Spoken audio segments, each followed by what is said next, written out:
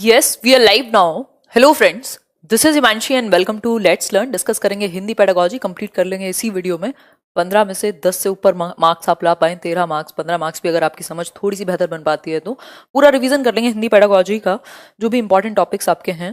Pedagogy में basically Hindi और English दोनों में ही 8-8 10-10 टॉपिक मुश्किल से होते हैं पढ़ने को। आप कितना भी इसको पोथी बना करके पढ़ लीजिए, बट आपका कॉलेज का या बीएड का एग्जाम तो है नहीं जिसमें आप 5 पेज लिख के आएंगे। आपके समझ में मेन चीजें आ जानी चाहिए ताकि आप पेपर में एमसीक्यू अटेम्प्ट कर पाए। तो पूरी कोशिश रहेगी, बहुत तरीके से समझेंगे, मजे से समझेंगे, कोई टेंशन वाली बात नहीं है। पेपर जितना पास आ रहा है उसका मतलब ये नहीं है कि आप टेंशन में रहें और मैं टेंशन में रहूं और टेंशन का माहौल क्रिएट करके रखें। एक पूरा एनर्जी का माहौल क्रिएट करके रखेंगे, है ना। बहुत मजे से समझेंगे। कल से ये सेशन कल बीच में हो नहीं पाया था कंप्लीट, ये पीपीटी पीडीएफ गायब हो गई थी, है ना। तो मैंने ऐसे कल से दाना पानी छोड़ा हुआ है, ऐसे कपड़े भी नहीं बदले हैं, देख रहे होगे आप लोग, है ना। खैर कि जब तक ये सेशन कंप्लीट नहीं होगा, इतने बुरे पीछे मार रही हूँ ना मैं आजकल। खैर सभी को गुड इवनिंग, नमस्कार, राम राम, सत श्री अकाल, अस्सलाम वालेकुम, whatever you feel connected with. Hopefully session चल पा रहा है। लाइक शेयर जरूर कर दीजिएगा उन लोगों तक जिनको ये नोटिफिकेशन ना भी पहुंचा हो, क्योंकि आज ये सेशन दूसरे दिन है तो कई बार हो जाती हैं चीजें, है ना। तो स्टार्ट करते हैं। हिंदी पेडागोजी के कुछ अमेजिंग चैप्टर्स पेपर 1 पेपर 2 दोनों के लिए महत्वपूर्ण होगा। ये काम आप स्वयं कर देंगे और कराएंगे अपने आसपास वाले लोगों से, है ना। खैर ये तो एक बात हुई। ये इसका पीडीएफ टेलीग्राम चैनल पे मिल जाएगा, बट पीडीएफ से ज्यादा इंपॉर्टेंट है कि आप इस सेशन के बाद, ये 1.5-2 घंटे का सेशन होगा मुश्किल से, और इतना ही इनफ होगा आपके एग्जाम के लिए, ठीक। तो ये let's learn square Telegram channel पे आपको मिल जाएगा। भाषा अर्जन से शुरू करेंगे और लगभग जो भी इंपॉर्टेंट है हिंदी पेडागोजी में सब तक पहुंच बना लेंगे, समझ बना लेंगे, है ना। बेसिकली बात यह है कि समझ बननी चाहिए। पहले लाइक शेयर करो, आ जाओ सारे के सारे, फिर कंटिन्यू करेंगे। 1 मिनट मैं देखती हूँ कि आप लोग कहाँ खोए हुए हो। यह है भाषा अर्जन, जिसको हम एक्विजिशन कहते हैं। बहुत अमेजिंग विधियां भी पढ़ने वाले हम लोग। क्या समझे कुछ कि नहीं समझे? पहले ज्वाइन कर लो तभी समझेंगे। बहुत बढ़िया। नोटिफिकेशन गया है कि नहीं गया? अब नहीं गया तो क्या कर सकते हैं, कोई बात नहीं, सह लेंगे। बहुत बढ़िया, अमेजिंग डिस्कशन मेरे स्टाइल में रहने वाला है ना। बिल्कुल प्रैक्टिकल तरीके से समझेंगे ताकि चीजें आपको एग्जाम में याद रहें। और कुछ क्वेश्चन, चलिए फिर स्टार्ट करते हैं। भाषा अर्जन की मैं बात करूं, कल हम ईवीएस पेडागोजी कर लेंगे, या ईवीएस पेडागोजी क्या, ईवीएस का कंप्लीट रिवीजन, परसों इंग्लिश, उसके नेक्स्ट डे मैथ्स, ठीक है। भाषा अर्जन की अगर मैं बात करूं तो इसको इंग्लिश में कहते हैं, देखो बात को समझना इंपॉर्टेंट है हिंदी और इंग्लिश से ज्यादा, तो बाइलिंगुअल लैंग्वेज का जहां भी यूज हो उसको देख के घबराना मत, ठीक है। एक्विजिशन कहते हैं इसको, इंग्लिश में भी सेम टॉपिक है, 2 से 3 नंबर में कम से कम आ जाता है, ये अकेला ही टॉपिक, है ना। भाषा अर्जन क्या है, या एक्विजिशन क्या है भाषा का। ये आप देख रहे हो एक बच्चा अपनी मम्मी से बात कर रहा है, ऐसा मान लेंगे हम, है ना। उसकी माता जी कह रही हैं देखो ऐसा है, बड़े होके ना भाषा सीखनी पड़ती है, थोड़ा बोल के बता दिया करो, पेट में दर्द हो या पानी चाहिए हो तो क्या रोते रहते हो, मामा मामा करते रहते हो। हाँ, तो ऐसा हम कह सकते हैं कि नेचुरल प्रोसेस है। क्या है? स्वाभाविक प्रक्रिया है। स्वाभाविक प्रक्रिया है हमारी, यानी मनुष्य में जन्मजात क्षमता है भाषा को अर्जित करने की, जिसका इस्तेमाल करके वो आगे फिर कम्युनिकेट कर पाएगा। और डेली लाइफ में पता नहीं कितने सारे फंक्शन लैंग्वेज के हैं, है ना। वो संप्रेषण का भी माध्यम है, वो अपनी बात को कहने का, सुनने का, ज्ञान को अर्जित करने का भी माध्यम है, एक संस्कृति, एक जनरेशन से दूसरी जनरेशन में ज्ञान को आगे स्थानांतरण करने का माध्यम है ना। तो भाषा अर्जन किस वजह से होता है? मनुष्य के अंदर क्या है? जन्मजात, हमारी जन्मजात क्षमता के कारण, हमारी जन्मजात क्षमता के कारण, हमारे अंदर इनेट एबिलिटी है, ऐसा चॉम्स्की कहते हैं। हमारे अंदर आंतरिक क्षमता है, जन्मजात क्षमता है कि हम भाषा को एक्वायर कर लें, स्वाभाविक रूप से अर्जित कर लें अपने पर्यावरण से। भाई आपके घर में आसपास जब से बच्चा पैदा होता है, मामा मौसी चाचा चाची दादा दादी जो भी लोग आसपास होते हैं, वो उसको हाथ में लेकर के भी बातें करना शुरू कर देते हैं उससे, जैसे उसको भाषा आती ही होगी, जैसे वो रिप्लाई कर ही देगा। बट वो ऐसी तो एक्वायर करता है वातावरण से, है ना। जो उसका पर्यावरण है, जो उसकी सराउंडिंग है, उससे वो भाषा को एक्वायर कर लेगा, ठीक है। तो हम कह सकते हैं कि भाषा अर्जन वातावरण का बहुत ज्यादा इस पर प्रभाव पड़ेगा। सहज होता है, एकदम नेचुरल प्रोसेस है ना। नेचुरल प्रोसेस है, जैसे आप खाना खा रहे हैं वैसे आप भाषा सीख जाते हैं, ठीक है बात। तो सहज है, एकदम स्वाभाविक है, अचेतन या अवचेतन है, सबकॉन्शियस है, इसमें बहुत ज्यादा प्रयास की आवश्यकता नहीं होती। आप बड़े हुए 1 साल के होते हैं, 6 महीने के होते हैं, आप सिंगल सिलेबल वर्ड बोलना शुरू कर देते हैं, बा, मा, पा, चा, है ना। और जैसे ही आप बड़े होते हैं आप 2 वर्ड्स को कंबाइन करके बोलना शुरू कर देते हैं, जो भी आपकी मातृभाषा के शब्द होते हैं। तो मातृभाषा क्या है? बेसिकली आप किसी भी भाषा का पहला रूप, किसी भी व्यक्ति के लिए भाषा का पहला रूप मातृभाषा होती है, ये कह सकते हैं हम। तो हम अगर यहां कहना चाहें तो इसका जो संबंध है वो मातृभाषा से ज्यादा है। मातृभाषा से ज्यादा है किसका संबंध? अर्जन का। क्योंकि हमारी जो मदर टंग है उसके लिए हमें स्कूल नहीं जाना पड़ता, उसके लिए हमें प्रैक्टिस नहीं करनी पड़ती, उसके लिए हमें कॉपीज उठा करके नोटबुक्स और सुनना, बोलना, पढ़ना, लिखना, ये कौशलों का इस्तेमाल अलग से नहीं करना होता। कोई व्याकरण नहीं पढ़ना होता, कोई हमें किताब लेकर के नहीं पढ़ाता कि बच्चों दूध मांगना सीख लो। वो अपने आप ही पता नहीं कितनी चीजें बोलने लगता है। 2 से 2.5 साल का होते होते तो उसे हर चीज बोलनी है जो उसके मम्मी पापा या आसपास में बोली जा रही है, कार्टून देख के या जैसे भी। तो उसके दिमाग में उसकी आंतरिक क्षमता के कारण स्वाभाविक रूप से वो भाषा को एनवायरमेंट से, वातावरण से क्या कर लेती है? एक्वायर कर लेती है, मतलब दिमाग उसका एक्वायर कर लेता है या अर्जित कर लेता है। भाषा अर्जन एक ऐसी प्रक्रिया है जो बिल्कुल स्वाभाविक है, बिल्कुल नेचुरल है, बहुत ज्यादा एफर्ट की जरूरत नहीं है, अवचेतन या अचेतन भी आप इसे कह सकते हैं। और मातृभाषा का जो एक्विजिशन है, अर्जन है, वो स्वाभाविक है कि हो ही जाना है। ठीक है बात? इतनी बात क्लियर है या नहीं? शेयर कर दो, आज लोगों तक पहुंची नहीं है बात। बहुत बढ़िया।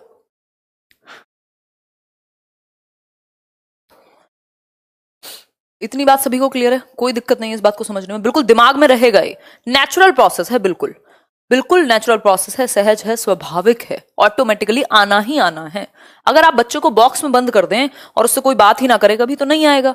लेकिन भाषा को अर्जित करने में सबसे बड़ा रोल है एनवायरमेंट का, क्योंकि उस भाषा को आपने देखा है, सुना है, बोला है, हर तरीके से आपके आसपास वो भाषा सम्मिलित थी। चाहे वो लड़ाई में देखा हो, प्यार में देखा हो, है ना, तकरार में देखा हो, अपने आसपास आपने अपनी मातृभाषा को देखा है यूज होते हुए, तो आपने उसको अर्जित कर लिया बिना ज्यादा बहुत एफर्ट के। क्लियर बात है? नेचुरल प्रोसेस कर दिए, बहुत बढ़िया किया आपने शेयर करके।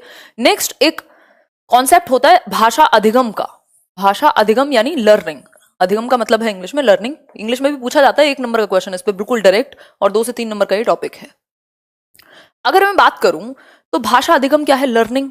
लर्निंग में प्रयास की आवश्यकता पड़ती है, उसमें एफर्ट की आवश्यकता पड़ती है, उसमें मोटिवेशन और कॉन्शियसली आपको मोटिवेटेड रहना पड़ेगा। चेतन रूप से सीखी जाती है, नियम सीखने होते हैं, किताबें पढ़नी होती हैं, कौशल पढ़ने होते हैं, शिक्षकों की जरूरत पड़ती है ना, 70 चीजों की जरूरत है, यानी फॉर्मल सेटिंग की जरूरत है, यानी औपचारिकता पूरी निभाई जाएगी। स्कूल जाएगा बस्ता उठा करके, आज तो टीचर ने सिखाया है मे आई गो टू वॉशरूम या टॉयलेट, तो वो ऐसे बोल के दिखाएगा आपको दूसरी भाषा, जबकि भाषा तो उसको आती थी। तो हम कह सकते हैं भाषा अर्जन जो है, 5 साल का बच्चा आराम से जब तक वो स्कूल जाता है उसको अपनी मातृभाषा अच्छे से बोलनी और अपनी बात को कहना, सुनना, समझना सब आता है। लेकिन अधिगम की हम बात करें तो इसका संबंध दूसरी भाषा से, दूसरी, तीसरी, चौथी, पांचवी, जो आप कहना चाहें, बेसिकली मदर टंग को अगर छोड़ दें, दूसरी भाषा से इसका संबंध है। चेतन प्रक्रिया है, कॉन्शियसली उसको रूल्स याद रखने हैं, क्या बोलना है, सही वर्ड याद रखना है, प्रोनाउंसिएशन यानी उच्चारण याद रखना है, ये सारी चीजें उसको याद रखनी है। ठीक हो गई बात? ये क्या है? प्रयासपूर्ण,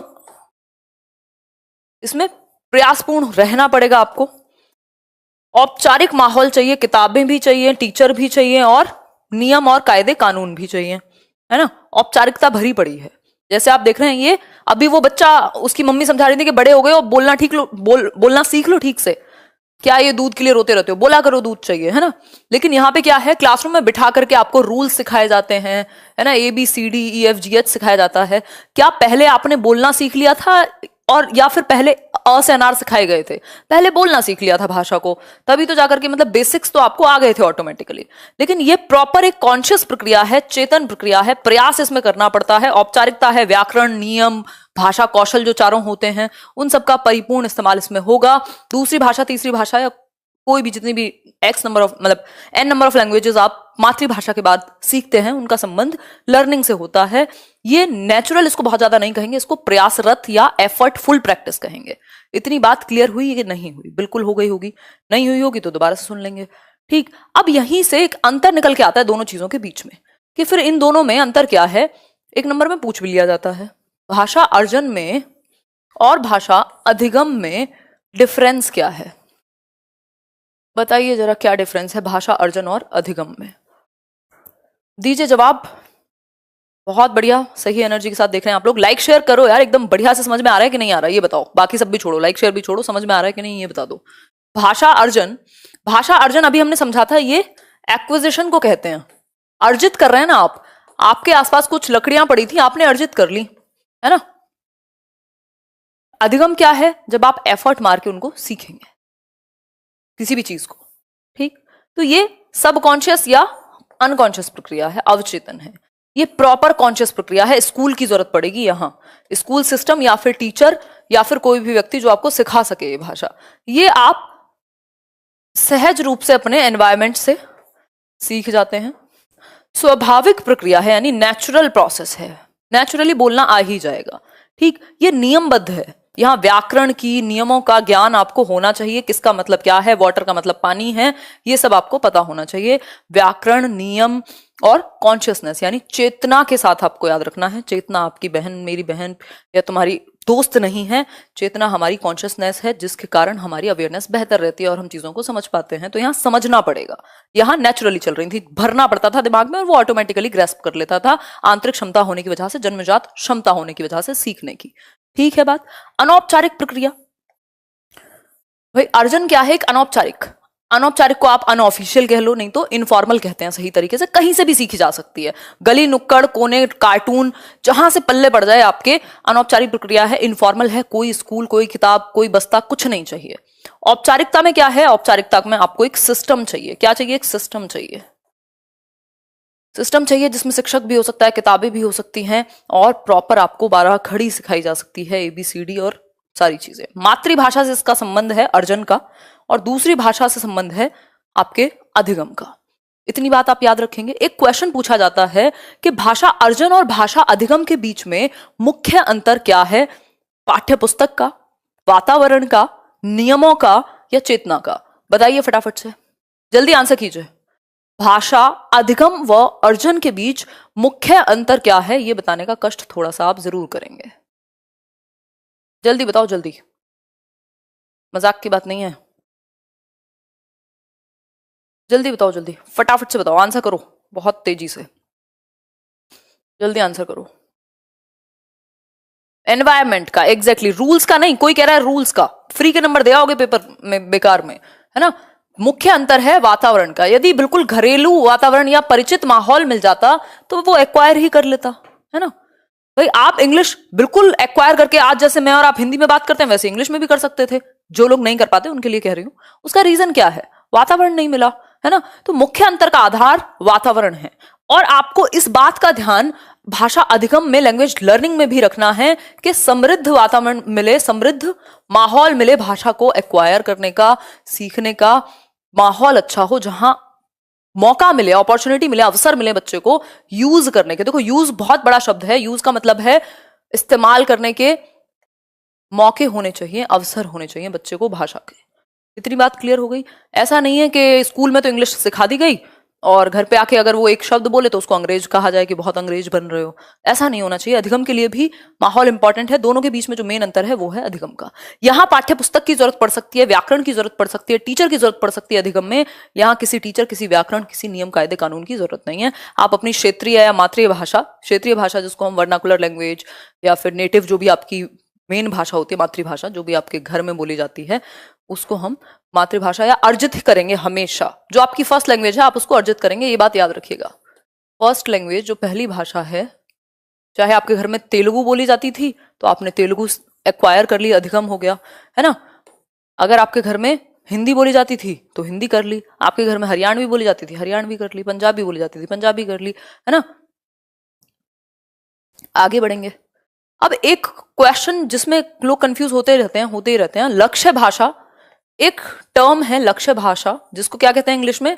टारगेट लैंग्वेज। ये याद रखोगे तो फायदा रहेगा, इंग्लिश में भी सेम पूछा जाता है। टारगेट लैंग्वेज और दूसरी है आपकी मातृभाषा, जो कि आसान है, मदर टंग को हम मातृभाषा कह देते हैं। अभी मैंने डिस्कस किया भाषा का पहला रूप, पहला जो रूप है भाषा का वो मातृभाषा के रूप में ही हमारे सामने आती है। भाई जो भी हमारे आसपास घर में सर्वप्रथम हमारे आसपास बोली जाती है वो मातृभाषा है हमारी, जो हमारी घर की बोली या हमारी माता इस्तेमाल करती है, जो भी हमारे घर में इस्तेमाल होती है। ठीक है, तो भाषा का पहला रूप है, इसको आप हमेशा अर्जित करते हैं।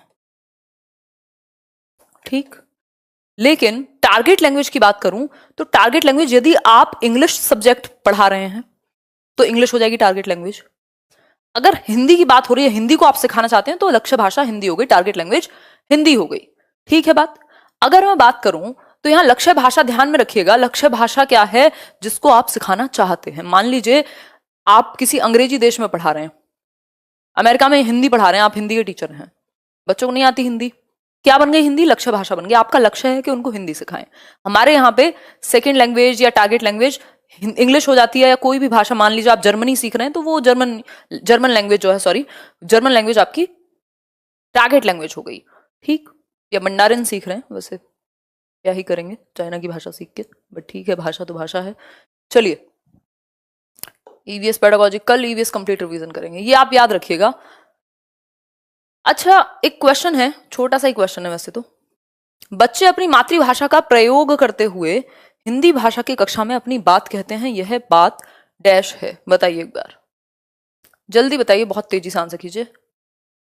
कोई बफरिंग नहीं है, बहाने बहुत लगाते हो आजकल। भाई स्वाभाविक बात है कि बच्चा जो है वो अपनी मातृभाषा का प्रयोग करते हुए कक्षा में, क्लासरूम में अपनी बात कहेगा। एनसीएफ भी कहता है, नेशनल करिकुलम फ्रेमवर्क, के बच्चे को प्राथमिक स्तर पर, एटलीस्ट प्राथमिक स्तर यानी प्राइमरी लेवल पे आप उसकी मातृभाषा यूज करने दो। इससे क्या होगा, वो सहजता या स्वाभाविकता से सीखेगा, नेचुरली सीखेगा, रटेगा नहीं, और रटने पे हमारा फोकस नहीं है। तो प्राथमिक स्तर पर मातृभाषा का इस्तेमाल करने देंगे बच्चे को, रोकेंगे नहीं, टोकेंगे नहीं। और मातृभाषा का इस्तेमाल करने की वजह से बच्चे की भाषा में या बोली में क्षेत्रीय भाषा का प्रभाव हो सकता है, रीजनल लैंग्वेज का, क्षेत्रीय भाषा का प्रभाव।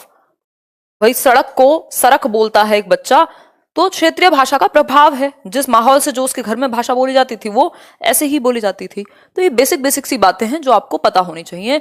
बच्चे को मातृभाषा का प्रयोग करने देंगे, बच्चे को स्वयं को अभिव्यक्त करने देंगे मातृभाषा में। मातृभाषा यानी मदर टंग में अगर वो कोई बात कहना चाहता है अपनी तो उसको कहने देंगे, बेशक वो गलती कर रहा हो बोलने में, है ना। धीरे धीरे आप टारगेट लैंग्वेज यानी लक्ष्य भाषा सिखाते हैं, बिल्कुल ग्रेजुअली। ठीक हो गई बात, आगे बढ़ जाएं इसी बात पे। आप हमेशा याद रखिएगा, मातृभाषा को और बहुभाषिता को, जिसको हम लास्ट में समझेंगे, क्या करते हैं, स्वीकार करते हैं कक्षा में। ये कोई बेकार बात नहीं है, ये बहुत ही अच्छी बात है कि बच्चा अपनी मदर टंग का, मातृभाषा का, एटलीस्ट कुछ ना से तो कुछ अच्छा है कि वो भाषा की समझ लेकर के आया है स्कूल। अपनी मातृभाषा की समझ लेकर के बच्चे स्कूल आते हैं, ये बात आप मानेंगे। आगे बढ़ेंगे। भाई भाषा के विविध रूप हो सकते हैं, कई रूप हो सकते हैं भाषा के। इन रूपों में से यदि मैं बात करूं, अभी बहुत अमेजिंग विधियों पे हम जाएंगे। ये बेसिक्स हैं जो आपको पता ही होने चाहिए, रटी रटाई बातें नहीं चल रही हैं। ऐसा नहीं है कि मैं आपको यहाँ पे पूरा 100 पेज के नोट्स दे दूं। हालांकि आज मैंने कोशिश की है कि आपको कुछ लाइंस में चीजें दे दूं रिवीजन के लिए। भाषा के विविध रूप, भाषा के विविध रूप यानी कई सारे आयाम या कई सारे पक्ष हो सकते हैं, कई सारे प्रकार हो सकते हैं जिस परिप्रेक्ष्य में भाषा देखी जाती है। पहला है मातृभाषा, जो मैं आपको बता चुकी हूं। भाषा का पहला रूप है जो कि एक स्वाभाविक रूप है, जो भी आपके आसपास शुरुआत में सबसे पहले भाषा बोली जाती थी, आपके घर की भाषा, उसको हम मातृभाषा कह सकते हैं। ठीक हो गई बात। जैसे मेरे लिए हिंदी हो सकती है, किसी के लिए मलयालम, गुजराती, मराठी या कोई भी और एक भाषा हो सकती है, बंगाली। ठीक। राष्ट्रभाषा की अगर हम बात करें, राष्ट्रभाषा क्या है बताइए फटाफट से। नेशनल लैंग्वेज कहते हैं ना इसको।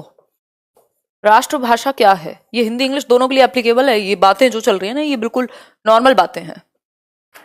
जल्दी आंसर करो बहुत तेजी के साथ शेयर करने के बाद। राष्ट्रीय भाषा क्या है? राष्ट्रीय भाषा वो भाषा है जो पूरे राष्ट्र में एक ही भाषा जहां बोली जाती है, और पूरे राष्ट्र के राजकाज के काम भी उसी में होते हैं, और पूरा राष्ट्र, पूरा नेशन जो है उसी भाषा का इस्तेमाल करता है ना। अब कई लोग कह रहे हैं हिंदी है, हिंदी है, हिंदी है। हिंदी राष्ट्रभाषा नहीं है भारत की, इस बात को ध्यान रखिएगा, नहीं तो 1 नंबर जा सकता है अगर कभी गलती से भी पूछ लिया तो। और अगर कहीं इंटरव्यू वगैरह में फंस गए केवीएस वगैरह के, तो वहां से बेइज्जती करा के आओगे, है ना। नेशनल लैंग्वेज नहीं है, राष्ट्रभाषा नहीं है हिंदी। इवन भारत की कोई भी नेशनल लैंग्वेज नहीं है, राष्ट्रभाषा का दर्जा भारत में किसी भी भाषा को नहीं मिला हुआ है ना। क्यों है ऐसा? क्योंकि भारत एक बहुभाषी राज्य है, बहुभाषी देश है, जहां बहुत सारी भाषाएं बोली जाती हैं। तो किसी भी एक भाषा को राष्ट्रभाषा का दर्जा नहीं दे सकते। ऐसी कुछ कुछ चीजें हुई थी आजादी के समय पे, बट अभी हम इतना याद रखेंगे कि राष्ट्रभाषा कोई नहीं है, भारत में कोई राष्ट्रभाषा नहीं है। ठीक। फिर आती है आपकी बात राजभाषा की। राजभाषा, ऑफिशियल लैंग्वेज को राजभाषा कहते हैं। ऑफिशियल लैंग्वेज को राजभाषा कहते हैं। राजभाषा कौन सी है बताओ, हिंदी है कि इंग्लिश है? हमारी राजभाषा बताओ, ऑफिशियल लैंग्वेज कौन सी है भारतवर्ष में? फटाफट से बताओ। देवनागरी में लिखी जाने वाली हिंदी आपकी, ठीक। तो हिंदी को राजभाषा का दर्जा दिया गया था। कब दिया गया था? 1963 में, 1963 के ओला के अंदर। ये ओला आपकी कैब नहीं है, ये ओला है ऑफिशियल लैंग्वेज एक्ट, यानी राजभाषा कानून करके इसका कुछ नाम होगा, अधिनियम है ना, राजभाषा अधिनियम कह सकते हैं। इसमें क्या है, ओला के अंदर हिंदी को, और इसमें एक्ट कौन सा है? 343, आर्टिकल 343(1) के तहत हिंदी ऑफिशियल लैंग्वेज है यानी राजभाषा है, और इंग्लिश इसके तहत ही, याद रख लेना, ये क्वेश्चन आया भी हुआ है, एसोसिएट ऑफिशियल लैंग्वेज है। ये मैं हिंदी इंग्लिश में फिर से करा दूंगी। और ये आर्टिकल 343(2) के तहत है इंग्लिश, ठीक। हिंदी 343(1) के तहत है ऑफिशियल लैंग्वेज एक्ट के, और राजभाषा है भारत की हिंदी। राष्ट्रभाषा कोई नहीं है। मातृभाषा कोई भी, आपकी जो भी पहली भाषा हो उसको हम मातृभाषा कह सकते हैं। इसमें कोई भी दौराय नहीं है। किसी को कोई शक हो, परेशानी हो, बीमारी हो, दर्द हो तो आप बता सकते हैं, हम निवारण करने का पूर्ण प्रयास करेंगे। बताइए फटाफट से, जल्दी से बता दो। बहुत मजाक करते हो, आई एडमायर यू मैम, धन्यवाद। देखिए आगे बढ़ते हैं, अभी बहुत कुछ है आज सीखने को, है ना, पूरा सार है ये। अब भाषा शिक्षण की कुछ प्रमुख विधियां हैं। भाई सारी विधियां तो पता नहीं कितनी विधियां हैं, एन नंबर ऑफ मेथड्स मिल जाएंगे आजकल, आज तक जो डेवलप हुए होंगे पढ़ाने के, है ना। लेकिन भाषा शिक्षण के यानी हिंदी भाषा शिक्षण के, हिंदी लैंग्वेज टीचिंग की कुछ मेन मेथड्स हैं, कुछ प्रमुख विधियां हैं। एक आध दो से तो क्वेश्चन भी आते हैं, डायरेक्ट आए भी हुए हैं, है ना। रटना नहीं है, समझना है। जहां रटने की जरूरत पड़े आप सेशन छोड़ के अपने घर जा सकते हैं, जो कि आप पहले से ही हैं, इसलिए कहीं मत जाइएगा, सेशन देखिएगा, ठीक। देखिए भाषा शिक्षण की प्रमुख विधियां, व्याकरण विधि, ग्रामर मेथड कह लीजिए आप इसको। फिर है व्याकरण अनुवाद, ग्रामर ट्रांसलेशन मेथड। प्रत्यक्ष विधि यानी डायरेक्ट मेथड। सम्मिश्रण यानी एक्लेक्टिक अप्रोच या एक्लेक्टिक मेथड। संप्रेषण विधि यानी कम्युनिकेशन या कम्युनिकेटिव मेथड, CLT कह देते हैं जिसको हम इंग्लिश में। आगमन विधि इंडक्टिव, और निगमन मतलब डिडक्टिव। इतनी बात क्लियर है।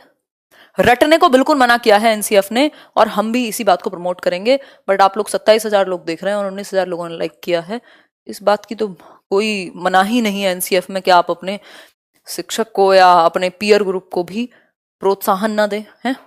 देखो एक बार व्याकरण विधि देख लेते हैं फटाफट से, अभी फिर अमेजिंग स्किल्स पे आएंगे। व्याकरण विधि की यदि मैं बात करूं तो व्याकरण विधि क्या है? ग्रामर मेथड है। ये पहले चला करता था, फिर इसकी बहुत आलोचना हुई, बहुत ज्यादा आजकल चलन में नहीं है। इस विधि के अंतर्गत क्या है? अन्य भाषा के नियमों को, जैसे मान लीजिए हिंदी पढ़ा रहे हैं या इंग्लिश पढ़ा रहे हैं, जो भी रूल्स हैं उस लैंग्वेज के, उसके थ्रू आपने कुछ शब्द बार बार सिखाए और उनका प्रयास कराया, उनको रटवाई दिया एक तरीके से, और मतलब नियम सिखा रहे हैं आप। व्याकरण का मतलब ये नियम सिखा रहे हैं। तो इसके बाद शब्द जोड़ करके कुछ शब्दों का मतलब बताया और उनको जोड़ करके व्याकरणिक नियमों के आधार पे, जैसे होता नहीं है ग्रामर सीख लेते हैं कई लोग, उनको सारे नियम पता होते हैं, यूज करने में आंसू आ जाते हैं लैंग्वेज को, तो अभ्यास कराया जाता है नियमों का, खाली नियमों का, शब्दों का जोड़ करके वर्ड्स को अभ्यास। वर्ड्स उठा लिए और दनादन प्रैक्टिस चल रही है। न्यू स्टाइल बुक आती थी ना, वहां पे यूपी बोर्ड में चलती है, ठीक है। तो ये यहां पे क्या है? सिर्फ व्याकरण पे फोकस है, सिर्फ रूल्स पे फोकस है, सिर्फ नियमों पे फोकस है, इवन ट्रांसलेशन भी नहीं है। कुछ शब्द उठाए, कुछ को जोड़ा और बार बार प्रयास करा के रटा दिया, इसको बहुत अच्छा नहीं मानेंगे। फिर है व्याकरण अनुवाद विधि, ये बहुत फेमस मेथड है, इस पे कई बार क्वेश्चन आ जाता है। इसको ग्रामर ट्रांसलेशन कहते हैं, इसको ग्रामर ट्रांसलेशन कहते हैं, ठीक है। बात ठीक हुई बात या नहीं हुई? ग्रामर ट्रांसलेशन की बात करूं तो ये व्याकरण प्लस अनुवाद विधि दोनों को जोड़ दिया गया। व्याकरण अनुवाद का मतलब है यहां व्याकरण तो है ही, साथ में ट्रांसलेशन भी है। मदर टंग में आप ट्रांसलेट करते हैं लक्ष्य भाषा को, लक्ष्य भाषा को मातृभाषा में, यानी मान लीजिए लक्ष्य भाषा क्या है? इंग्लिश, उससे ट्रांसलेट कर दिया, अनुवाद कर दिया हिंदी में, ठीक है। तो यहां व्याकरण अनुवाद में क्या होता है? इसको ट्रेडिशनल मेथड भी कहते हैं, यानी एक तरीके से परंपरागत तरीका कहते हैं। One of the oldest methods भी कहा जाता है, बहुत पुरानी विधियों में से एक, है ना, परंपरागत। कि यहां क्या होगा? बच्चे को समझ में तो आ जाएगा क्योंकि आपने अनुवाद कर दिया उसी की भाषा में। यहां मातृभाषा में पूरे तरीके से अनुवाद होता है, इस बात में कोई भी दौराया नहीं है। व्याकरण और अनुवाद दो विधियों को एक साथ जोड़ करके भाई रूल्स भी सीख लिए और अनुवाद भी, तो ऐसे बच्चे को पढ़ना भी आ जाएगा दूसरी भाषा, लक्ष्य भाषा इंग्लिश या कोई भी जो भी दूसरी भाषा आप सिखा रहे हैं, और क्या होगा, लिखना भी आ जाएगा। लेकिन दिक्कत कहां आएगी, बोलने में और समझने में, क्योंकि उसकी प्रैक्टिस ही नहीं हुई। रूल्स सारे पता हैं आपको, सारी लैंग्वेज के आपने रूल्स पता कर लिए, आपको अनुवाद आता है, आप समझ लेते हैं, किताब पढ़ लेते हैं, लेकिन जब आपको रियल या प्रैक्टिकल लाइफ में यूज करनी पड़े वो भाषा तो सर में दर्द हो जाता है। दैट मीन्स व्याकरण अनुवाद विधि के द्वारा हमने ज्यादातर ग्रामर को सीखा है या नियमों को सीखा है, ये हम कह सकते हैं। इसको भी बहुत अच्छा नहीं माना गया, बट इसमें मातृभाषा का भरपूर प्रयोग किया जाता है। बच्चे की मातृभाषा का प्रयोग इस मेथड में किया जाता है, परंपरागत विधि कहते हैं इसको, है ना। आलोचना इसकी भी खूब हुई है। इसमें करेक्टनेस सटीकता तो आ जाएगी, बट फ्लुएंसी और यानी प्रवाहता नहीं आएगी, प्रवाह नहीं बन पाएगा, फ्लुएंटली नहीं बच्चा भाषा को बोल पाएगा। नेक्स्ट मेथड है बहुत ही पॉपुलर मेथड, जिसको हम कहते हैं प्रत्यक्ष विधि, या हम कह सकते हैं इसको direct method. Direct method English में भी यही याद रखना है, डायरेक्ट मेथड। ये नोट्स के लिए लिख दिया है, कुछ कुछ चीजें रिवाइज कर लेना। कई लोगों को बड़ा दर्द रहता है जब तक पीडीएफ उनके हाथ में ना आ जाए, है ना। पीडीएफ नहीं जाएगी पेपर देने, आप जाएंगे अपने एक सिंगल दिमाग के साथ और एक पेन के साथ, पेपर भी वहीं मिलेगा आपको, ठीक है। डायरेक्ट मेथड यानी प्रत्यक्ष विधि। प्रत्यक्ष का मतलब ये डायरेक्ट उसी भाषा से सिखाओ वो भाषा जो वो भाषा है, मतलब कोई भी अनुवाद नहीं होगा। जैसे अभी जो हम ग्रामर ट्रांसलेशन व्याकरण अनुवाद विधि पढ़ रहे थे तो उसमें अनुवाद की बात हो रही थी, यहाँ अनुवाद की कोई जगह नहीं है, यहाँ सीधे डायरेक्ट उसी भाषा का इस्तेमाल करो। मान लीजिए किसी अंग्रेज को हिंदी सिखा रहे हो तो हिंदी के थ्रू ही सिखाओ। अगर इंग्लिश सीख रहे हो आप तो इंग्लिश का इस्तेमाल करके ही इंग्लिश सीखोगे, कोई मदर टंग में ट्रांसलेशन नहीं है, यानी मातृभाषा में अनुवाद नहीं होगा किसी भी स्थिति में, ठीक। तो व्याकरण अनुवाद विधि की अनेक सीमाओं के कारण, ये भी आप याद रख सकते हैं, जो ग्रामर ट्रांसलेशन की लिमिटेशन है, व्याकरण अनुवाद विधि जो इससे पहले पढ़ी थी उसकी जो लिमिटेशंस हैं उनके कारण इस मेथड का जन्म हुआ।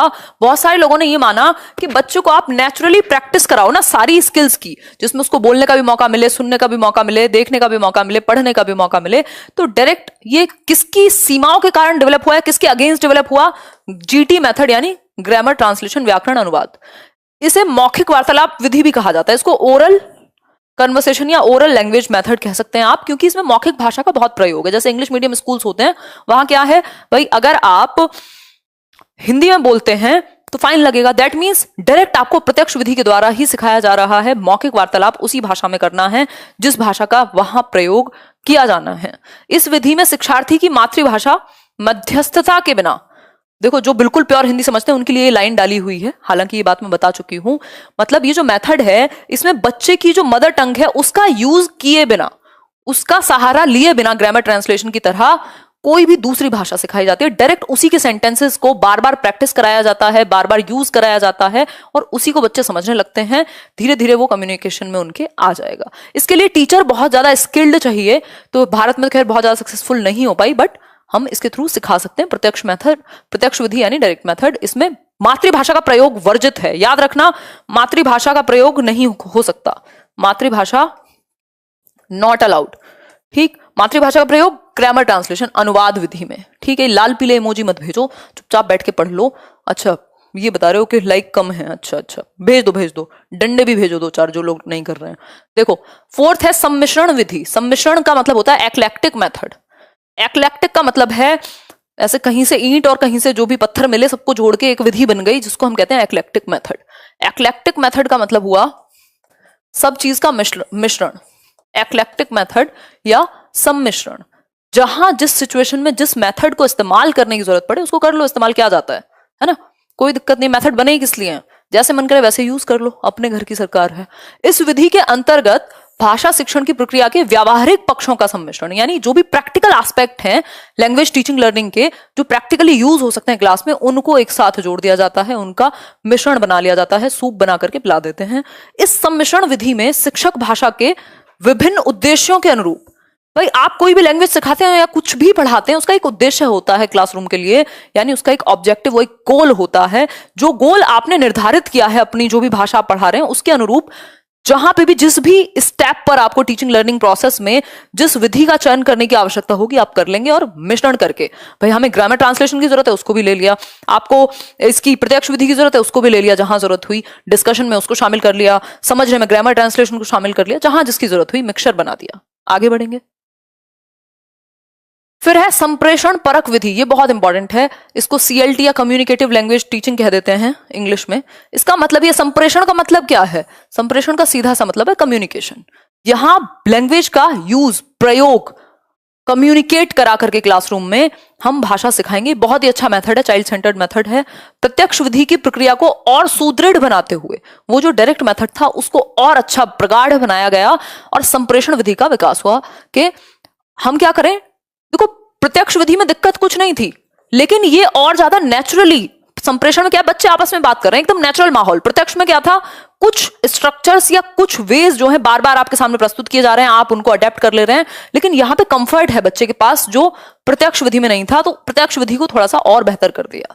ठीक है ये बात। तो भाषा प्रयोग सीखने में ही भाषा की संरचना सीखना है, ये बात में बहुत कुछ छिपा हुआ है। इसका सिंपल सा मतलब है, व्याकरण के नियमों को अलग से रटवाने की बजाय आप बच्चे को लैंग्वेज का यूज कराओ ना, प्रयोग कराओ। उससे क्या होगा, स्ट्रक्चर अपने आप आ जाएगा, रूल्स अपने आप आ जाएंगे, ऑटोमेटिकली आ जाएंगे।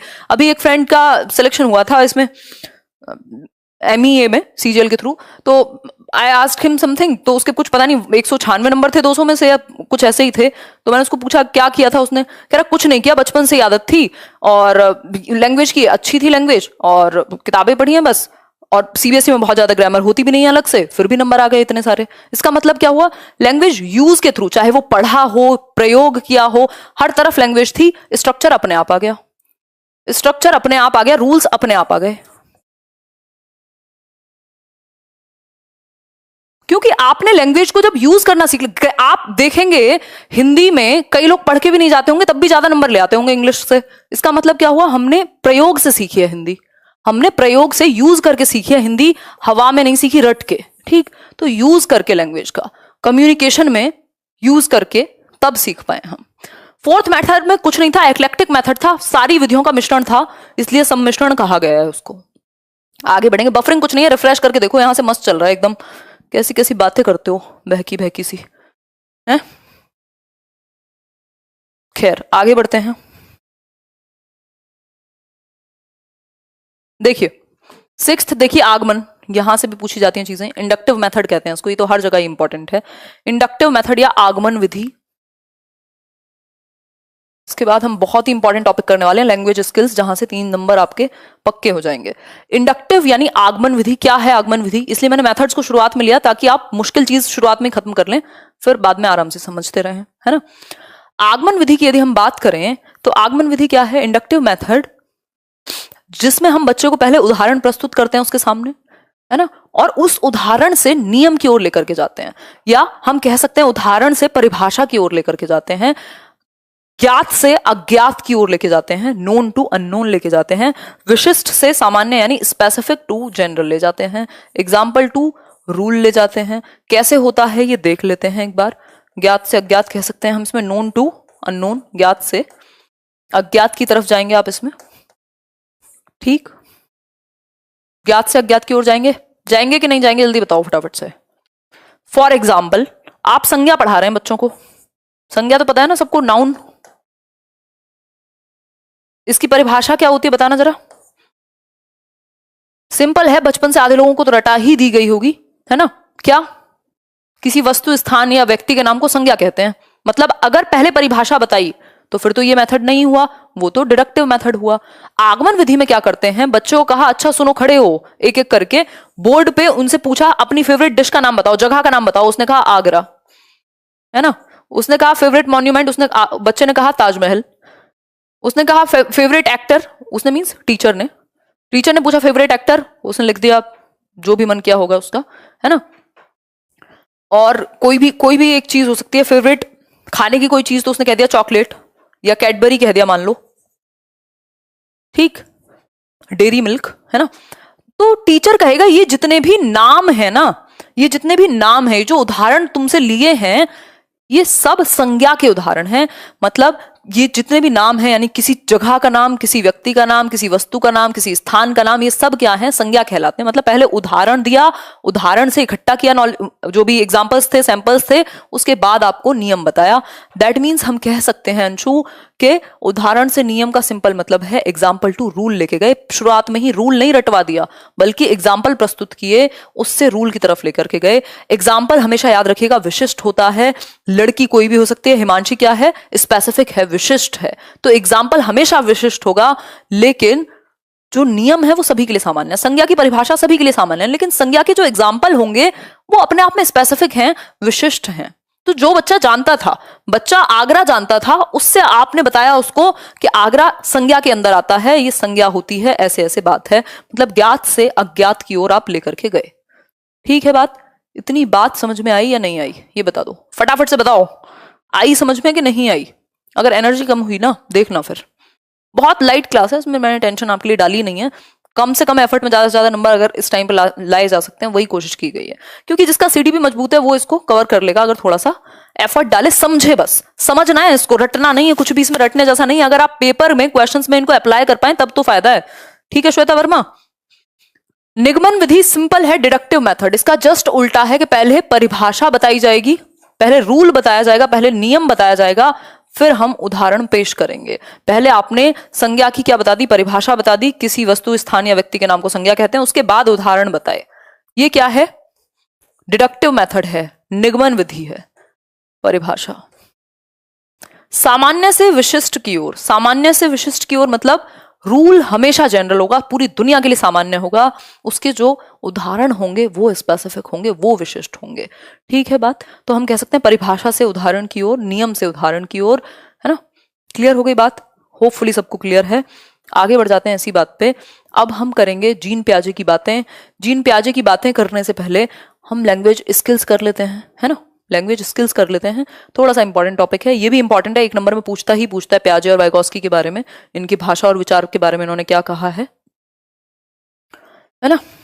पहले लैंग्वेज स्किल समझ लेते हैं, क्योंकि वहां से भी क्वेश्चन निश्चित है और बड़ा आसान सा टॉपिक है। चलो इन्हीं को पढ़ेंगे, इन्हीं को पढ़ेंगे, एक तरफ से चलेंगे, फिर बाद में आगे पीछे नहीं करना पड़ेगा। देखो, जीन पियाजे की यदि हम बात करें तो जीन पियाजे की थ्योरी सबने पढ़ी है चाइल्ड डेवलपमेंट एंड पेडागोजी में।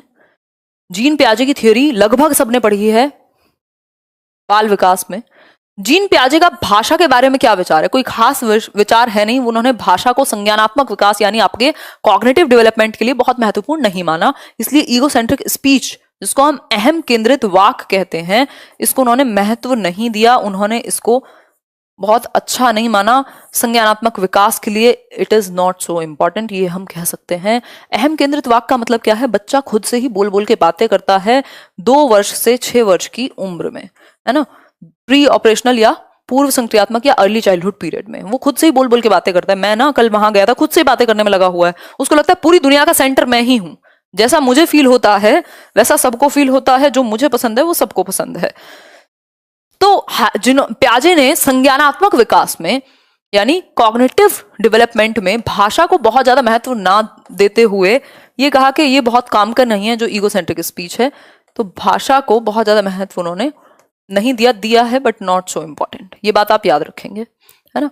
अगर पियाजे के बारे में पूछे तो आप कहेंगे कि पियाजे ने कहा है कि अहम केंद्रित वाक नॉट सो इम्पोर्टेंट। ठीक हो गई बात? आगे बढ़ेंगे। अब भाषा एवं विचार के बारे में पियाजे के क्या ख्याल हैं? पियाजे के ख्याल बहुत ही नेक हैं। भाषा एवं विचार, पियाजे ने कहा पहले आएगा विचार यानी थॉट। उन्होंने कहा है पहले विचार आया और फिर भाषा ही विचार से। कि जब मुझे, मान लीजिए जब मुझे बोलना नहीं आता होगा, तब भी मेरे मन में इसको देख के कुछ विचार तो आया होगा ना। ठीक, जब ठीक से मैं बोल भी नहीं पाती हूँ, हम सभी के लिए, मैं कोई स्पेसिफिक नहीं हूँ, कहीं और से नहीं आई हूँ, एलियन नहीं हूँ, है ना? ह्यूमंस की बात हो रही है। तो थॉट से लैंग्वेज आती है, यानी भाषा बाद में, पहले विचार। तो इन्होंने कहा है कि विचार से भाषा आती है और विचार भाषा को सुनिश्चित भी करता है, डिटरमिन भी करता है। ये बात भी आप पूरे तरीके से याद रखेंगे। इसमें किसी ने भी डाउट दिखाया तो क्या नंबर चला जाएगा? चैट क्यों नहीं चल रही? कहाँ चले गए लोग? तो हम काफी जुड़े हुए हैं। ये भी ना इंटरनेट का थोड़ा सा नाटक रहता है ना? तो भाषा, विचार से भाषा आती है, विचार से भाषा आती है, और भाषा, जो विचार है वो भाषा को सुनिश्चित भी करता है। विचार भाषा को, आ गई चैट वापस आ गई, विचार भाषा को सुनिश्चित भी करता है और पहले भी आता है भाषा से। ये बात आप याद रखेंगे, इसमें कोई भी दोहराया नहीं होना चाहिए। ठीक, सिंपल बात। प्याजे कह रहे हैं, ऐसा मैं नहीं कह रही हूं, है ना, प्याजे ने कहा है। आगे बढ़ेंगे, लेव वाइगोस्की की बात करते हैं। ये बहुत इंपॉर्टेंट बताते हैं लैंग्वेज को। ये कहते हैं लैंग्वेज जो है, भाषा जो है, वो मानव का सर्वश्रेष्ठ टूल है, यानी यंत्र है एक, जिसके द्वारा हम ज्ञान का निर्माण कर सकते हैं, बहुत सारी चीजें समझ और समझा सकते हैं। ये बात समझ पा रहे हो कि नहीं? नहीं भी समझ पा रहे हो तो भी समझ लो, है ना। आई एम आर्मी पर्सन कोई कह रहा है, बहुत बढ़िया जी, जय हिंद। देखिए, लेव वाइगोस्की की अगर हम बात करें, लेव वाइगोस्की की अगर हम बात करें, इनकी थियोरी का नाम बताना जरा। आधे क्वेश्चन तो इनकी थियोरी के नाम से सॉल्व हो जाते हैं। नाम क्या है? सामाजिक सांस्कृतिक सिद्धांत, यानी सोशियो कल्चरल अप्रोच। SCL, तीन चीजें इंपॉर्टेंट है इनकी थियोरी में। समाज, सामाजिक अंतःक्रिया के द्वारा। ये कहते हैं जब बच्चा ना थोड़ा सा बड़ा होगा, या जैसे ही वो बातें करना शुरू करता है ना, समाज में अंतःक्रिया के द्वारा भाषा का वो विकास करेगा, और उस भाषा के विकास से उसकी समझ का भी विकास होगा। यानी संज्ञानात्मक विकास में भाषा का बहुत बड़ा रोल है, अहम भूमिका है, ऐसा वाइगोस्की कहते हैं। बल्कि प्याजे कहते हैं बहुत इंपॉर्टेंट नहीं है। ठीक है, इतनी बात आप याद रखें। कोई दिक्कत, परेशानी, कोई दर्द? देखो, डायरेक्ट मेथड में कुछ स्ट्रक्चर्स पे ज्यादा फोकस था। कम्युनिकेटिव जो लैंग्वेज वाला मेथड है उसमें फ्रीडम ज्यादा है, उसमें नेचुरल यूज डायरेक्ट मेथड से ज्यादा है, उसी का वो विकसित रूप है डायरेक्ट मेथड का ही। देखिए, बालक भाषा अपने परिवेश से अंतःक्रिया करते हुए सीखता है। ये बात याद रखिएगा, क्वेश्चन पूछा हुआ है कई बार। कौन कहता है कि बच्चे की जो भाषा है वो अंतःक्रिया, सामाजिक अंतःक्रिया? अगर समाज नहीं होता, लोग नहीं होते बच्चे के आसपास, जैसे मोगली को ह्यूमन लैंग्वेज नहीं आती थी, आपको भी नहीं आती, क्योंकि भाषा शून्य में विकसित नहीं होती। ये क्वेश्चन पूछा जाता है, यानी ये वैक्यूम में डेवलप नहीं हो सकती। इसके लिए सामाजिक अंतःक्रिया की आवश्यकता होती है ना। सिंपल बात, कोई दिक्कत नहीं है। अगर बच्चे से कुछ बोलोगे नहीं, वो क्या ही बोलेगा, उसको पता भी नहीं लगेगा शब्द क्या होते हैं। ठीक, इनके अनुसार निजी भाषा बालक के संज्ञानात्मक विकास। अब ये निजी भाषा इंपॉर्टेंट है, यानी प्राइवेट स्पीच। इसी को प्याजे ने ईगो सेंटर कहा था एक स्लाइड पहले। प्राइवेट स्पीच जो कि 3 साल के आसपास आ जाती है, वही 2 से 6 के बीच में आएगी तो सिंपल है, ये कहते हैं 3 साल के बीच में। ठीक, 3 इयर्स में। निजी भाषा की यदि मैं बात करूं तो ये हेल्प करती है संज्ञानात्मक विकास में, और बच्चा खुद से ही बोल बोल करके दिशा देता है अपने एक्शंस को। मान लो उसकी कोई रेलगाड़ी है, वो टूट गई है, या दूसरा डब्बा उसको लगाना है, तो वो ढूंढेगा, अरे वो पीले वाला कहाँ गया, इसमें ऐड करूं, फिर तो ये चलेगी, मैं तो कल वहां जाऊंगा। वो खुद से ही बातें कर रहा है बोल बोल के, मतलब खुद को ही दिशा दे रहा है अपने ही दिमाग को, है ना। तो बच्चा प्राइवेट स्पीच या निजी भाषा के थ्रू क्या देता है? निर्देश देता है, या फिर डायरेक्शन देता है खुद को ही, है ना। खुद को ही वो गाइड करता है एक तरीके से, बोल बोल करके। तो ये संज्ञानात्मक विकास में, कॉग्निटिव डेवलपमेंट में सहायक है, उसकी नॉलेज के विकास में सहायक है ये चीज, जिसको हम प्राइवेट स्पीच कहते हैं। वाइगोस्की ने 3 प्रकार की स्पीच दी है। बहुत जल्दी से बताओ, चिल्ला चिल्ला के नाचने लग जाओ घर में, चिल्ला के बता दो मम्मी को, मम्मी देखो वाइगोस्की ने 3 प्रकार की भाषाएं दी थी। एक थी सोशल स्पीच, जिसको सामाजिक वाक्य कहते हैं, जो 2 साल तक डेवलप हो जाती है, जिसमें बच्चा सबसे बात करना शुरू कर देता है, दूध पानी चाय मांगना शुरू कर देता है, बाबा मम्मा टाटा कहना शुरू कर देता है। और दूसरी भाषा है क्या? Private speech. प्राइवेट स्पीच यानी निज भाषा, वो खुद से बातें करना पसंद करता है, बहुत ज्यादा भाव नहीं देगा बाकी लोगों को, है ना। और इससे क्या होता है? उसकी खुद की ही समझ का, वो खुद को ही दिशा निर्देश देता है, खुद से ही बातें करके। 3 साल की उम्र में, पहली वाली 2 साल में थी। तीसरी क्या है? साइलेंट इनर स्पीच, यानी अब जो उसका मौन आंतरिक वाक कह लीजिए आप इसको, भाषा अंदर चली गई है, उसको बाहर बोलने की जरूरत नहीं है, खुद से वो मन में ही बातें कर लेगा। ऐसा कुछ 6 साल 7 साल के आसपास हो जाता है। तो ये 3 प्रकार हैं वाइगोस्की के द्वारा दी गई भाषा के बारे में। अब विचार और भाषा के बारे में वाइगोस्की ने क्या कहा है? जैसे प्याजे ने कहा था, प्याजे ने कहा है विचार पहले आएगा और भाषा को सुनिश्चित करेगा, यानी thought not only comes before but also proceeds it. Thought proceeds the language and also determines it. छोड़ो, अंग्रेजी कक्षा नहीं है, फिर भी जिनको समझ आ गया समझ आ गया। ठीक, कि पहले ही नहीं आता, प्रोसीड ही नहीं करता, बल्कि सुनिश्चित भी करता है। अगर मैं बात करूं क्लास कब तक चलेगा? जब तक है जान, जब तक है जान, जब तक है जान। खैर ये तो हुई मजाक की बात, अभी तो 1 घंटा तक लग ही जाएगा, है ना, कोई दिक्कत वाली बात नहीं है। अगर पूरा हम ऑलमोस्ट सिलेबस या जो भी इंपॉर्टेंट है वो कवर कर ले रहे हैं और आपको याद रहेगी ये क्लास, ये वो वाली क्लास नहीं है जिसमें रटने वाली बातें होती हो। ठीक है, चलो आओ एक बार। लेव वाइगोस्की की यदि हम बात करें तो इन्होंने भाषा और विचार के बारे में अगर मैं बात करूं, यानी लैंग्वेज और थॉट के बारे में, इन्होंने कहा है शुरुआती सालों में ये पैरेलल होते हैं यानी इंडिपेंडेंट होते हैं, एक दूसरे से स्वतंत्र होते हैं, पैरेलली चलते हैं, एक टाइम के बाद जाकर के मर्ज हो जाते हैं 3 साल 5 साल के आसपास। ठीक है, कोई दिक्कत बात, कोई परेशानी, कोई दर्द, कोई दुख हो तो बता दो। देखो एक क्वेश्चन है वाइगॉस्की से रिलेटेड, हर बार आता है एक क्वेश्चन, पढ़ो एक बार इसको। लो और थोड़ा सा जूम कर देते हैं। देखो, नमस्कार नमस्कार नमस्कार। देखो क्वेश्चन पढ़ो। जिगसॉ पहेली को करते समय 5 वर्ष की नजमा स्वयं से कहती है नीला टुकड़ा कहाँ है, नहीं यह वाला नहीं वो वाला जो मुझे ये जूते को पूरा करने में मदद करेगा। बताइए फटाफट से, जल्दी बताओ। मजाक की बातें मत क्या करो हर टाइम, है मजाक सिर्फ मैं करती हूँ। देखो एक बार, और लाइक शेयर आप सब करते हो। खैर बताओ फटाफट से बताओ, जल्दी से आंसर करो। रटवा दी आप, रटवाती नहीं हूं मैं, ये कहो याद हो गया, समझ में आ गया बुद्धि में हमारे, है ना। जल्दी बताओ। व्यक्तिगत वार्ता, बिल्कुल संडे वार्ता नहीं है ये, व्यक्तिगत वार्ता यानी प्राइवेट स्पीच है। व्यक्तिगत मतलब इंडिविजुअली वो खुद से बात करेगा। प्राइवेट स्पीच कब से? 3 साल से। ठीक, आत्म केंद्रित। अगर यहां ये लाइन पढ़ लेना लास्ट में, इस प्रकार की वार्ता को वाइगॉस्की किस तरह देखेंगे, अगर यहां प्याजे लिख देता पूरा आंसर घूम के यहां आ जाता, ईगोसेंट्रिक हो जाता। यदि बात प्याजे के बारे में पूछी होती, वाइगॉस्की के बारे में पूछी है, इसलिए हम कहेंगे व्यक्तिगत वार्ता प्राइवेट स्पीच कहलाएगा। बच्चा खुद से ही बोल बोल के खुद को ही दिशा निर्देश देता है, अपने ही दिमाग को गाइडेंस देता है बात करके। ठीक है बात, आगे बढ़िए। नोम चॉम्स्की, नोम चॉम्स्की की भी सुन लीजिए। नोम चॉम्स्की बहुत ही इंपॉर्टेंट व्यक्ति हैं, है ना, जीवित भी हैं। देखिए फटाफट से, एनसीएफ 2005 कहता है मातृभाषा का भरपूर प्रयोग कराओ बच्चे को आप, और प्राथमिक स्तर पे मल्टीलिंगुअलिज्म को यानी बहुभाषिता को सपोर्ट करता है, और बाकी बातें लास्ट में करेंगे। नोम चॉम्स्की की बात कर लेते हैं, जीवित है नोम चॉम्स्की अभी। नोम चॉम्स्की, नोम चॉम्स्की क्या कहते हैं? नोम चॉम्स्की, नोम चॉम्स्की कहते हैं प्रत्येक बालक में, और ये बालक किसका है? कुत्ते और बिल्ली नहीं, मानव शिशु। मानव शिशु में भाषा सीखने की या भाषा को अर्जित करने की, सीखना या अर्जित दोनों कह सकते हैं इस केस में, तो घबराया मत जाया करो। भाषा अर्जित करना है, भाषा को सीखने की जन्मजात क्षमता है, इनेट एबिलिटी, आंतरिक क्षमता है उसके अंदर, इनेट एबिलिटी है, इनबॉर्न एबिलिटी है भाषा को एक्वायर करने की, है ना। समझ पा रहे हो या नहीं? बताओ, कोई दर्द दुख कुछ परेशानी है तो बता दो। Anju Tomar, you are really an inspiration for us, lots of love. धन्यवाद अंजू तोमर। चलिए, बहुत बातें करते हो। देखो, प्रत्येक बालक भाषा सीखने की जन्मजात क्षमता के साथ पैदा होता है। ह्यूमन बालक यानी मानव शिशु, आंतरिक क्षमता है, आप उसको एनवायरमेंट दे लीजिए, वो ऑटोमेटिकली अर्जित कर लेगा भाषा को, है ना, जिसे एलएडी कहा जाता है। ये जो क्षमता है किसकी वजह से? एक यंत्र की वजह से है, जिसको एलएडी का मतलब होता है भाषा, लैंग्वेज एक्विजिशन यानी भाषा अर्जन यंत्र।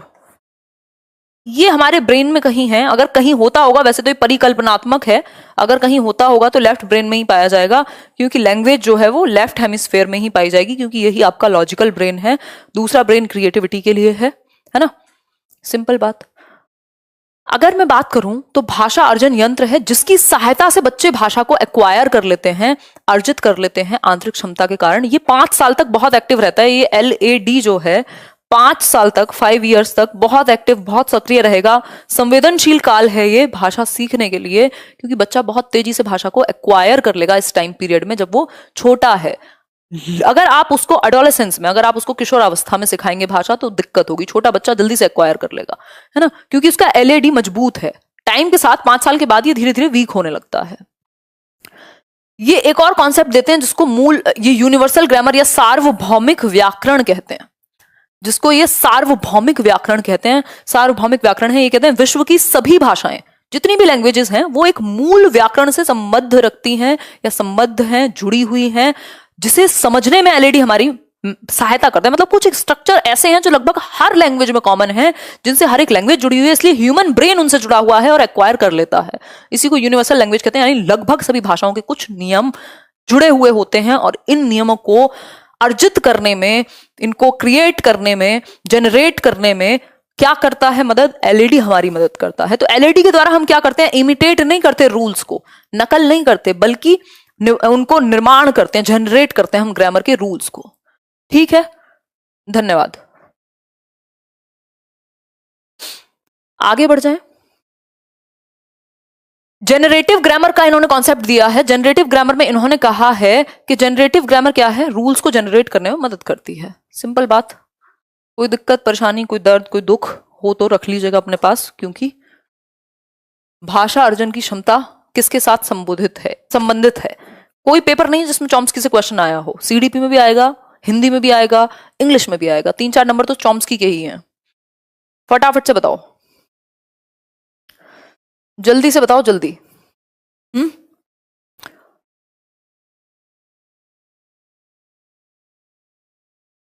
बी यानी चॉम्स्की, बिल्कुल। नॉम चॉम्स्की कहते हैं कि भाषा अर्जन की क्षमता यानी लैंग्वेज एक्विजिशन की जो एबिलिटी है वो इनेट है। ठीक, आगे बढ़ेंगे।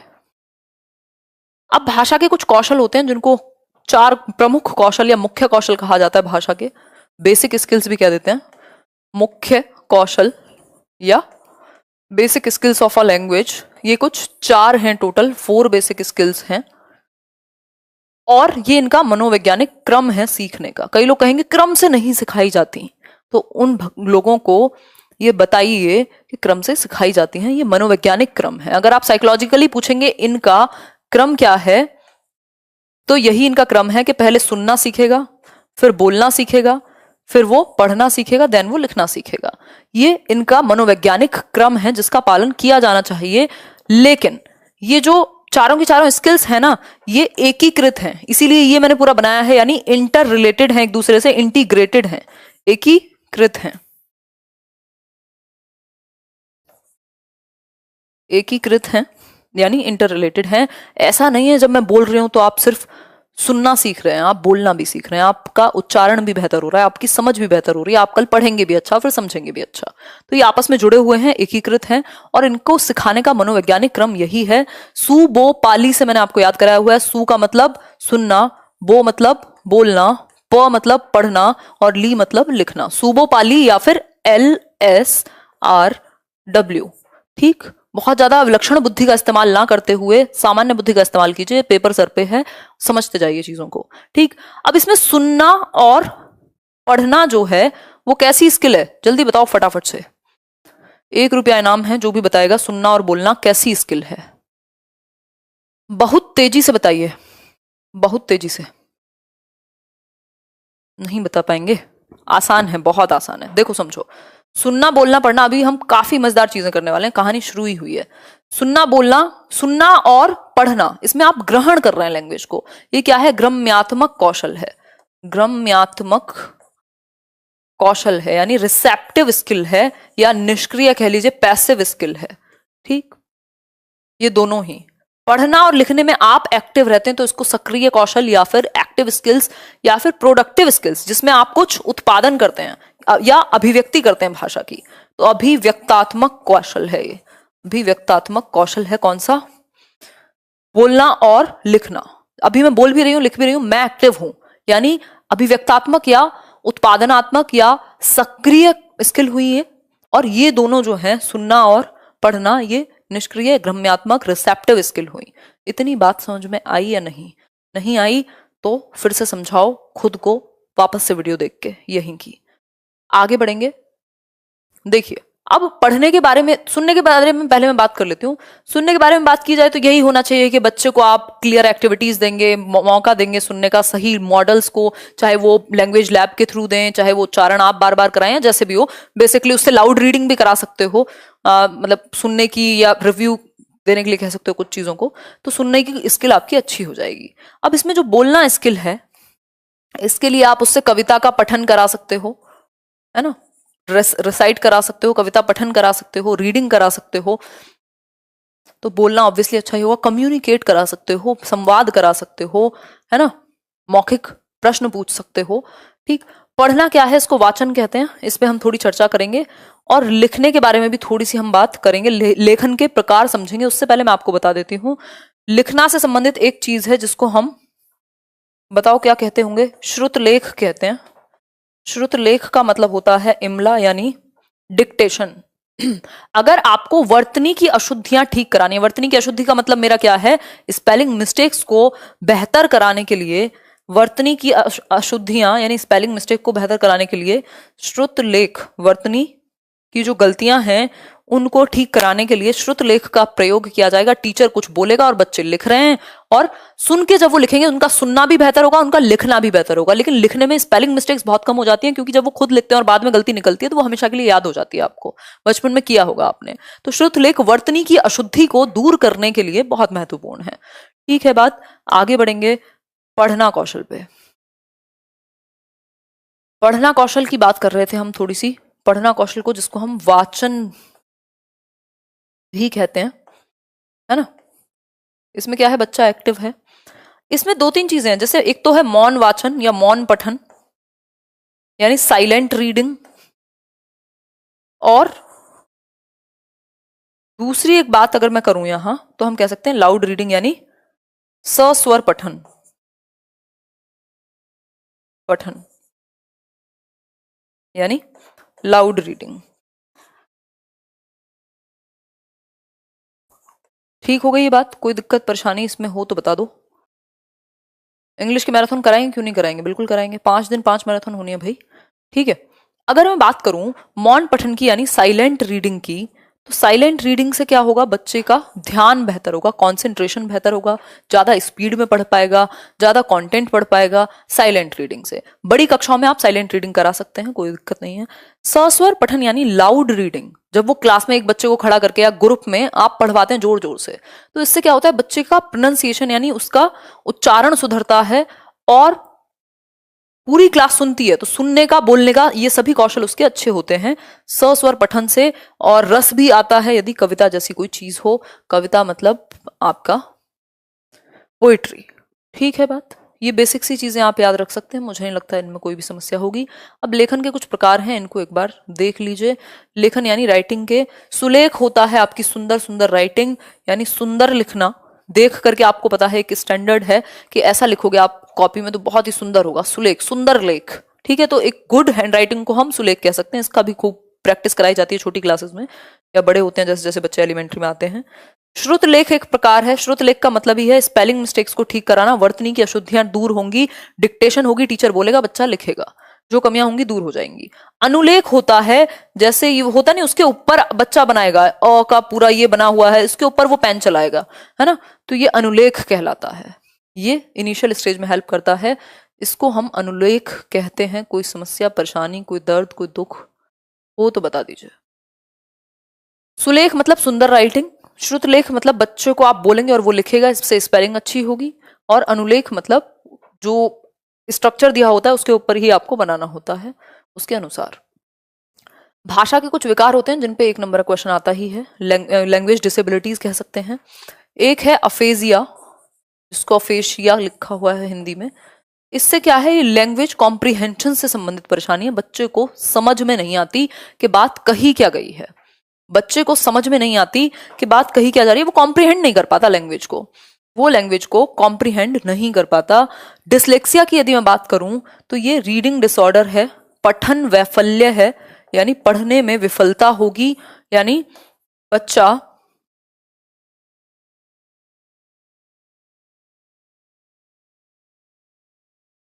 पढ़ने में उसको दिक्कत आएगी, रीडिंग डिसऑर्डर है। 9 को 6, 6 को 9 पढ़ सकता है ना।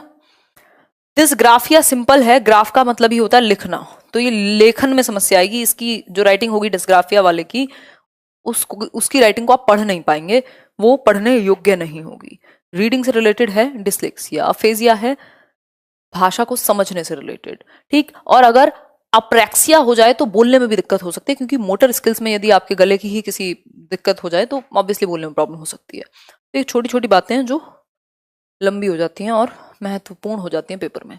देखो, पठन वैफल्य बच्चों के प्राथमिक, अभी मैं भर भर के क्वेश्चंस भी कराऊंगी जैसे ही मैराथन खत्म होंगे 25-26 तक। पठन वैफल्य बच्चों के प्राथमिक लक्षण क्या है? पठन वैफल्य यानी पढ़ने में विफलता जिन बच्चों को होती है, उनके लक्षण, उनके कैरेक्टरिस्टिक्स क्या होंगे, फटाफट से बता दीजिए जल्दी से। 100 को वॉज पढ़ सकता है। सिंपल बात है, पढ़ने में विफलता यानी धारा प्रवाह पढ़ने की और क्षमता, ऐसे बच्चे फ्लुएंटली नहीं पढ़ पाते, ये बात बिल्कुल सही है, इनको पढ़ने में दिक्कत होती है। न्यून अवधान विकार, अपसारी चिंतन, एक गतिविधि, कुछ भी नहीं। जब रीडिंग डिसऑर्डर है, पठन वैफल्य यानी डिसलेक्सिया की बात हो रही है, कुल मिलाकर के लैंग्वेज चेंज करके पूछा है। आगे बढ़ेंगे। शिक्षण की जो प्रक्रिया है वो त्रिआयामी है, जिसको जॉन डुई ने दिया था। आपकी बुरी किस्मत हो तो पूछ सकता है। टीचर एक तरफ होगा, दूसरी तरफ स्टूडेंट होगा, और तीसरी तरफ आपका करिकुलम या एनवायरमेंट या स्कूल के एक्सपीरियंसेस हो सकते हैं, कंटेंट हो सकता है।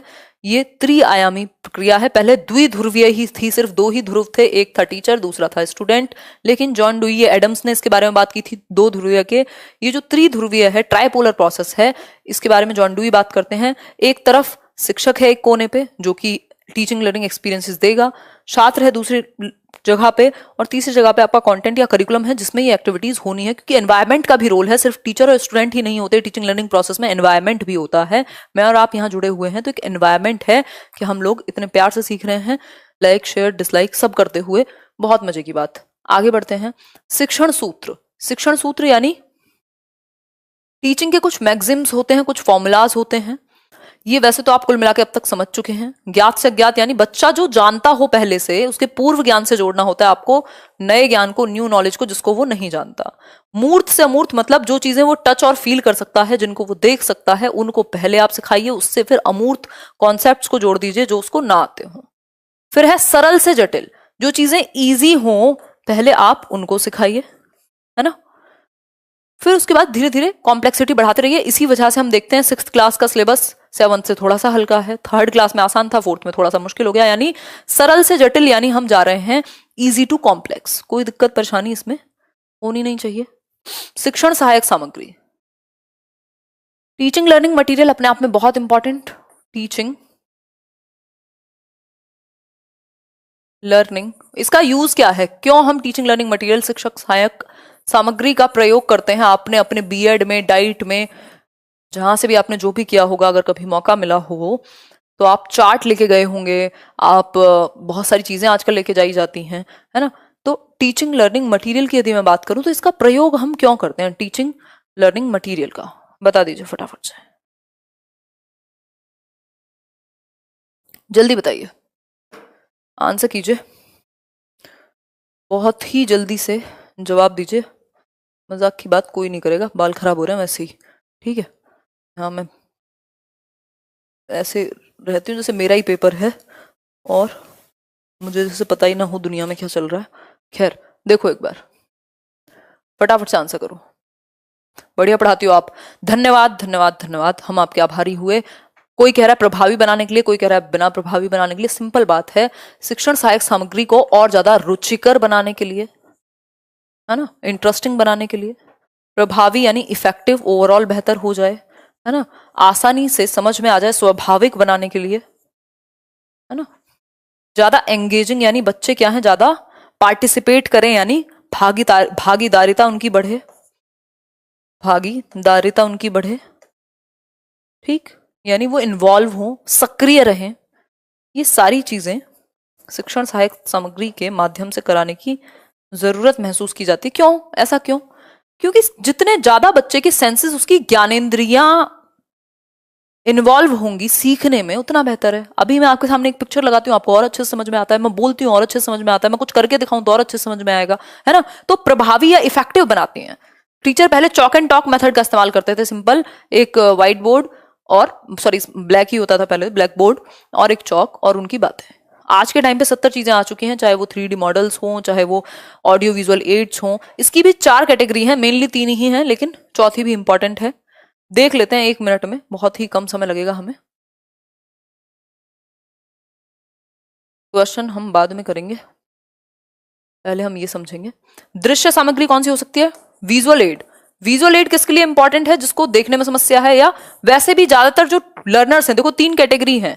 एक है विजुअल लर्नर की, यानी दृश्य अधिगम करता है, जो देख के ज्यादा जल्दी सीखता है। 60% से भी ज्यादा, आई थिंक 65% इनकी वेटेज है, कुछ 65% आई थिंक देख के सीखते हैं। ऑडिटरी हैं आपके,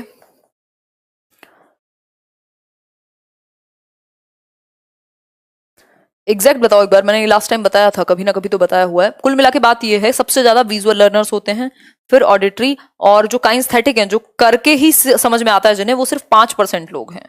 ठीक है, 30% ये होगा ऑडिटरी आपका, जो सुन के सीखने वाले हैं उनकी संख्या 30%, 65% देख के जल्दी समझ में आता है लोगों को, और काइंस्थेटिक जिनको करके समझ में आता है उनको 5%। अब हम अगर कहें तो इन तीनों का ही मिश्रण करना पड़ेगा, क्योंकि किसी बच्चे को देख के जल्दी समझ में आएगा, किसी बच्चे को सुन के जल्दी समझ आएगा। तो विजुअल एड में कौन कौन आ सकता है? एक तो सिंपल शामपट कह सकते हैं। शामपट का मतलब तो समझते होगे। शामपट है आपका, क्या कहेंगे, ब्लैक बोर्ड। ये भी तो विजुअली एड है ना, जिसमें बच्चा देखेगा। ठीक है, टेक्स्ट बुक भी हो सकती है एक विजुअल एड। कोई चार्ट हो सकता है, पाठ्य पुस्तक चार्ट हो सकता है, फ्लैश कार्ड हो सकता है ना। कुछ भी ऐसी चीजें जिनमें बच्चा देख करके सीखे, उसके देखने वाली जो ज्ञानेंद्रियां हैं वो एक्टिवेट हो। जैसे आप मुझे अभी देख भी रहे हैं। ठीक है बात, या कोई समस्या है? दीप्ति दास बताइए, आप रोज सुपर चैट करती हैं। ठीक हो गई बात? इतनी बात क्लियर है? तो वो बच्चे जिनको सुनने में दिक्कत है उनके लिए और ज्यादा हेल्पफुल होगा, और इन जनरल तो होगा ही होगा। श्रव्य सामग्री यानी ऑडिटरी, सुनने लायक, जैसे ग्रामोफोन हो सकता है ना, रेडियो हो सकता है, आजकल तो रिकॉर्डिंग्स होती हैं बहुत सारी। आप सही रिकॉर्डिंग सुना सकते हो बच्चे को, सही उच्चारण की, जिससे वो क्या होगा, जिससे वो सही उच्चारण सीख सके। सुन करके कुछ बच्चे जल्दी सीखते हैं, उनको ऑडियो बुक्स आ गई हैं आजकल, तो बहुत सारी चीजें हैं, है ना। आगे बढ़ेंगे, ये रटने की बिल्कुल जरूरत नहीं है, दिमाग लगाइएगा, अपने आप याद आएगा। दृश्य श्रव्य सामग्री की यदि मैं बात करूं तो ये बहुत इंपॉर्टेंट हो जाती है। ऑडियो विजुअल, जिसमें आवाज भी हो और विजुअल भी हो, दृश्य भी हो, जैसे मैं अभी आपके साथ जुड़ी हुई हूँ, वैसे इसको आईसीटी भी कहते हैं, इंफॉर्मेशन कम्युनिकेशन टेक्नोलॉजी, है ना। तो हम कह सकते हैं यहाँ पे आवाज भी आ रही, जैसे टेलीविजन है, ऑडियो भी है, विजुअल भी है। आपका कंप्यूटर या मैं जिस तरीके से हम लोग अभी जुड़े हुए हैं, जिज्जी नेट नहीं चल रहा, भिजवाएं किसी को, जियो वालों को बुलवाएं आपके यहाँ, देखो एक बार। तो इससे और ज्यादा बच्चा एक्टिव होगा, सुनने वाला भी और देखने वाला भी। एक और प्रकार है जिसको हम क्रियात्मक कहते हैं, जिसको हम क्रियात्मक प्रकार कहते हैं। क्रियात्मक सामग्री का मतलब है जिसमें बच्चा सबसे ज्यादा एक्टिव है, उसके सबसे ज्यादा सेंसेस इन्वॉल्व है, यानी एक्टिविटी करेगा वो। जैसे फील्ड ट्रिप, फील्ड ट्रिप आप कहीं ले गए उसको, किसी भी जगह पे, चाहे वो मॉन्यूमेंट हो, चाहे वो कुछ भी हो, जहां पे भी वो एक्टिवली पार्टिसिपेट कर सके। किसी साइंस म्यूजियम को दिखाने ले गए, कहीं भाषा की प्रयोगशाला में लेकर के चले गए, जहां बच्चे आपस में डिस्कशन कर रहे हैं, है ना। बादल कुमार कह रहे हैं आप बहुत अच्छे टीचर हो, इतना अच्छा पढ़ाने के लिए धन्यवाद, थैंक यू सो मच बादल। देखिए, फील्ड ट्रिप हो गई, कोई एक्टिविटी हो गई, ग्रुप एक्टिविटी, कहीं आपने बच्चों को मौका दिया, डिस्कशन डिबेट्स जो होती हैं वो सब हो जाएंगी, जिसमें बच्चा एक्टिव होगा फिजिकली भी। एक क्वेश्चन आपके सामने प्रस्तुत है, जरा देखिए। प्राथमिक स्तर पर पाठ्य पुस्तक में कार्टून, भाषण, विज्ञापन आदि बच्चों के भाषा क्षमता विकास में डैश हैं। यानी प्राइमरी लेवल पर जो टेक्स्ट बुक है उसमें कार्टून्स हो सकते हैं, भाषण हो सकते हैं, विज्ञापन हो सकते हैं, यानी क्या कहते हैं उसको हम, एडवर्टीजमेंट्स, है ना। फटाफट से बताइए विकास में कैसे होंगे? अभी तो डिस्कस किया था, जो बच्चे की भाषा क्षमता, लैंग्वेज एबिलिटी या लर्निंग है उसमें बेहतर होंगे। कोई भी टीचिंग लर्निंग मटेरियल, ये सब क्या है, ये शिक्षण सहायक सामग्रियां हैं जो हेल्पफुल होंगी बच्चे को भाषा सीखने में। सिंपल बात है, बाधक थोड़ी होंगी, निरर्थक का मतलब कोई इस्तेमाल ही नहीं है, अनुपयोगी भी नहीं होंगी, है ना। तो हेल्पफुल होगा, सहायक होगा। आगे बढ़ेंगे। प्राथमिक स्तर पर, नेक्स्ट क्वेश्चन है, प्राथमिक स्तर पर भाषा सीखने में भाषा सीखने में भाषा संबंधी कौन सा संसाधन, यानी कौन सा मटेरियल टीचिंग लर्निंग सबसे ज्यादा इंपॉर्टेंट है? सबसे ज्यादा इंपॉर्टेंट वो है जिसमें बच्चा सबसे ज्यादा एक्टिव हो, सबसे ज्यादा सीखने को जिससे उसको मिल सके, वो सबसे ज्यादा बेहतर है। सिंपल बात है, इसमें तो कोई बहुत बड़ा ऐसा नहीं है कि रॉकेट साइंस लगी हुई है। फटाफट से बता दो आंसर इसका, बहुत तेजी के साथ, है ना। जल्दी बताओ। 15% हमारे लैपटॉप में बैटरी बची है, वो हम चार्ज कर लेंगे, लेकिन मेगा त्रिपाठी 10% पे लगाएंगे हम चार्ज में, हम 20 को रोने दीजिए। देखिए, प्राथमिक स्तर पर भाषा सीखने में भाषा संबंधी कौन सा संसाधन, बताओ जल्दी। बाल साहित्य। जब वो चिल्ड्रंस लिटरेचर पढ़ेगा ना तो उसको मजा आएगा, उसमें कहानी होंगी, किस्से होंगे, वो कल्पना करेगा, वो सोचेगा। बेसिकली जो कहानी का तरीका है ना, वो एक होलिस्टिक अप्रोच है, वो एक समग्रतावादी मॉडल है जो भाषा को सिखाने का, जिसको अच्छा माना जाता है। क्योंकि जब आप कहानी सुन रहे हैं तो आप सुन भी रहे हैं, पढ़ भी रहे हैं, इमेजिन यानी कल्पना भी कर रहे हैं, तर्क भी है, सोचना भी है, आपकी पर्सनैलिटी को भी वो प्रभावित करेगा। तो सबसे बेहतर बाल साहित्य होगा, क्योंकि बच्चा डायरेक्टली कनेक्ट कर पाएगा चंपक की कहानियों से और चाचा चौधरी की कहानियों से, बजाय के कंप्यूटर के। आगे बढ़ेंगे, ये तो हम कर ही चुके हैं। मजा आ रहा है कि नहीं? ये इससे रिलेटेड एक क्वेश्चन है, मूल्यांकन एवं उपचारात्मक शिक्षण। ये हमारा आखिरी ही टॉपिक है, जिसमें हम उपलब्धि परीक्षण क्या है, दक्षता परीक्षण क्या है, अभिरुचि परीक्षण क्या है ना, और फिर एक दो क्वेश्चन और बहुभाषिकता और पाठ्यपुस्तक, इनको करके चुपचाप से सो जाएंगे। इसमें भी लग जाएगा आधा घंटा, तो 20 मिनट भी लग सकते हैं। देखो, मूल्यांकन एवं उपचारात्मक शिक्षण यानी इवेल्युएशन एवं डायग्नोस्टिक या रेमेडियल टीचिंग। ठीक है बात? This is my favourite live class. अच्छा जी, धन्यवाद, आप लोग इतनी संख्या में जुड़े हुए हैं इतनी रात को। मूल्यांकन, देखो इसको सीसीई से भी जोड़ सकते हो आप, सतत एवं व्यापक मूल्यांकन। सतत एवं व्यापक का मूल्यांकन का मतलब क्या है कि बच्चे को आप एक तो लगातार यानी कॉन्टिन्यूअसली आप क्या कर सकें, असेस कर सके, आकलन कर सके। आकलन का उद्देश्य क्या होता है ये बताओ? पानी है नहीं यार, गर्म करके लाना पड़ेगा। ये बताओ, आकलन का उद्देश्य क्या होता है ये बता दो फटाफट से, 1 मिनट के अंदर अंदर।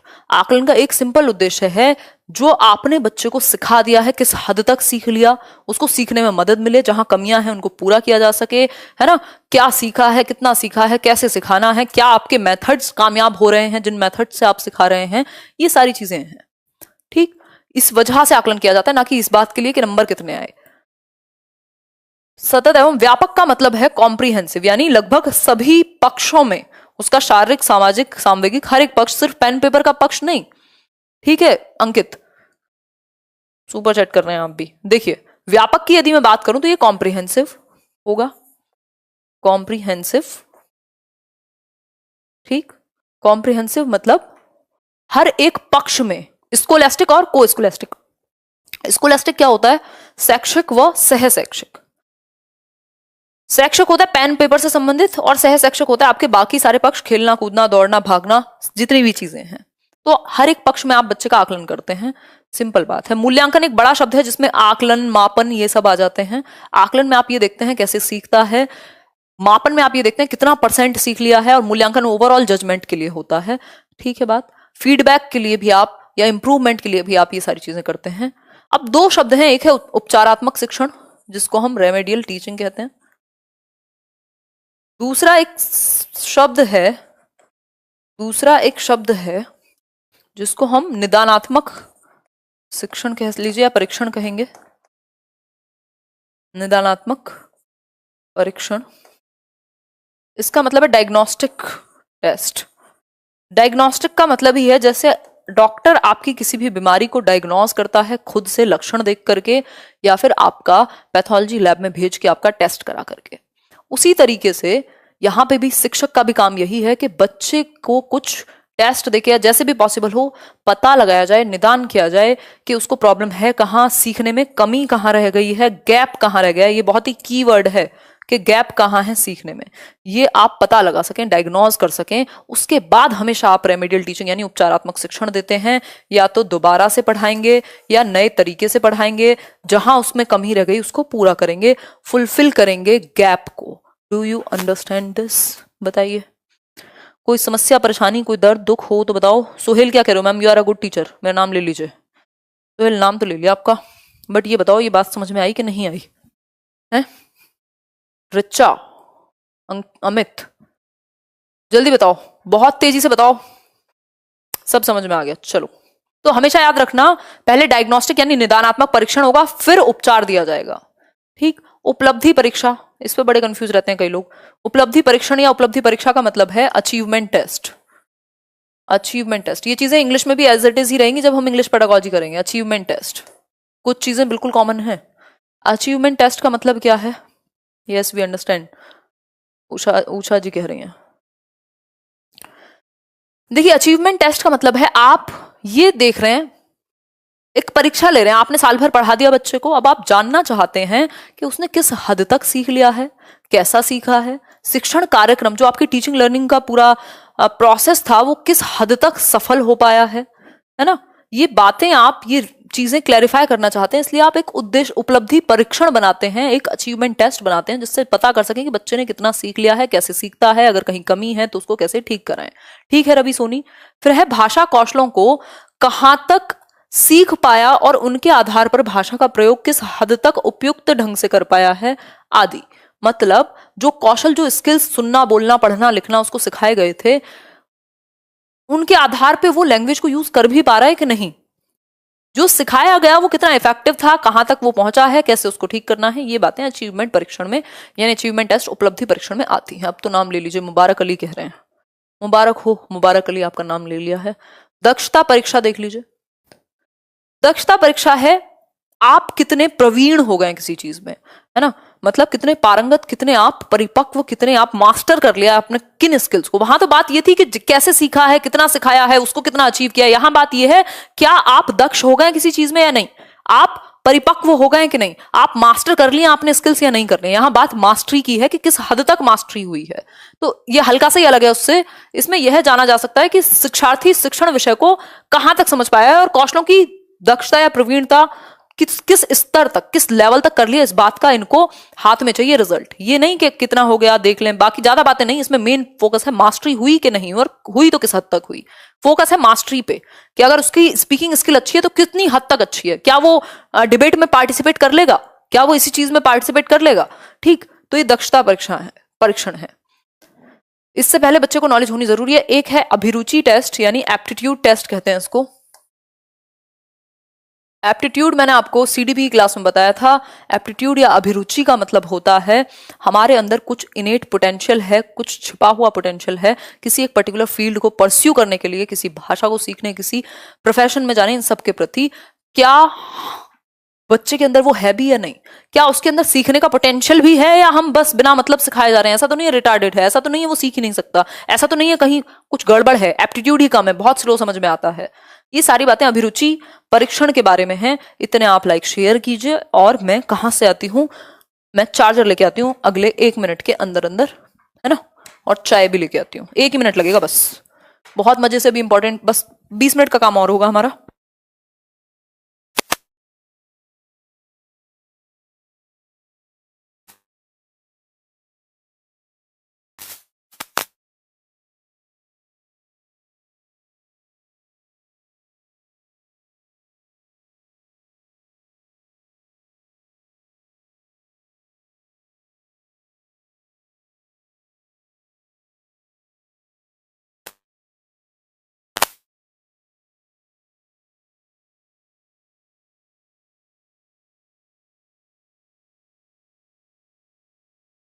बहुत ही जल्दी आ जाती हूँ मैं, आप लोग सोचते हो ज्यादा टाइम लगेगा, आपको लगा था कि बहुत बड़ा ब्रेक मिल गया। 1 मिनट का ब्रेक है बस, 1 ही मिनट का ब्रेक है, वरना लैपटॉप बंद हो जाएगा और मैं आपकी चैट नहीं पढ़ पाऊंगी। दिक्कत ये हो जाएगी, बाकी तो कोई दिक्कत नहीं है। बहुत बढ़िया। सोने का टाइम नहीं है ये, 20 मिनट तक पढ़ाई करो, सोएगा कोई नहीं इतने। यहाँ हमारी मोटर नहीं भरी गई, इनको सोने की लगी है। चाय कहाँ है, मिल गई। जिंदा रहने के, चलिए, अच्छा माइक ऑन ही रह गया। चलिए शुरू करते हैं, आई मीन कंटिन्यू करते हैं। देखो एक बार एप्टीट्यूड की बात करते हैं, जल्दी से देखो फटाफट से। मैम प्लीज एसएसटी के भी 2 दिन दे दे प्लीज। यार अब नहीं दे पाऊंगे, आई एम सो सॉरी, जो भी आपका नाम है। मैं पहले ही इसी बात को अनाउंस कर चुकी होती हूँ हमेशा ही, सोनम शर्मा। मैं इस टाइम पे नहीं दे पाऊंगी क्योंकि जो मैंने प्लान किया हुआ है उसके लिए दिन कम पड़ रहे हैं। अभी मैथ्स पेडागोजी भी करानी है, अभी 3 मैराथन बाकी हैं आपके, 2 सब्जेक्ट के हो पाएंगे आज को मिला करके। फिर उसके बाद क्वेश्चंस भी भरपूर कराने हैं आपको अलग अलग सब्जेक्ट के। तो मुझे लग नहीं रहा मैं एसएसटी को समय दे पाऊंगी। खैर ये बताइए अभिरुचि परीक्षण क्या है, यानी एप्टीट्यूड टेस्ट क्या है, बताने का कष्ट कीजिए। चाय कोई नहीं मांगेगा, दूंगी नहीं, मजाक की बात है ना, घर पे क्या करो। नाबेल अली क्या पूछ रहे हैं, कोई सुपर चैट नहीं पढ़ रही हूँ मैं अभी, क्योंकि मुझे चाय पीने पे फोकस करना है। चलो देखो एक बार,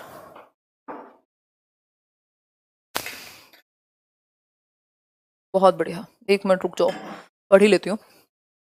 बहुत ज्यादा रोबोटिक मोड में नहीं पढ़ेंगे, 1 आध मिनट का ब्रेक भी जरूरी है। कुमार गौरव नबील अली कह रहे मैम हम साल भर से पढ़ रहे हैं आपके लेट्स लर्न से मैम, थैंक यू। अरे बहुत बढ़िया Nabeel, thank you so much. Sonam so sorry यार, अभी मैं गिर जाती, मजे आते बहुत। चंदन सिंह क्या कह रहे हैं आपकी सीडीपी हिंदी में कब तक आएगी? 2019 से इंतजार कर रहे हैं। आई अंडरस्टैंड चंदन, उसको अपने अंडर ही लाया जाएगा, पता नहीं अभी तो कब आएगी। अभी तो बुक से कहीं ज्यादा बैच में डिस्कशन होगा, इसलिए भी मैं नहीं अभी ला रही हूँ, क्योंकि बैच खतरनाक आ रहा है। उसमें कह सकते हैं कि मतलब वीडियोस से लेके नोट्स से लेके और क्वेश्चंस तक आपकी सारी नीड्स कवर हो जाएंगी, और वो ज्यादा इफेक्टिव रहेगा। वो आप सारे नोट्स प्रिंट करके निकाल लीजिएगा जो मिलेंगे उसमें। मैं प्रॉपर बाइलिंगुअल का सोच रही हूँ। पेडागोजी का बैच करियर पे आ चुका है, 27 से रजिस्ट्रेशन शुरू होंगे, याद रखना 1 दिन में ही, फिर आगे बंद हो जाएंगे नहीं तो। खैर ये तो एक बात हुई। चलिए देखो, अभिरुचि यानी एप्टीट्यूड टेस्ट, इससे यह पता चलता है कि शिक्षार्थी भाषा सीखने के लिए उपयुक्त अभिरुचि रखता है अथवा नहीं। मतलब उसमें एप्टीट्यूड है भी लैंग्वेज को सीखने का या नहीं, ये बताना है ना।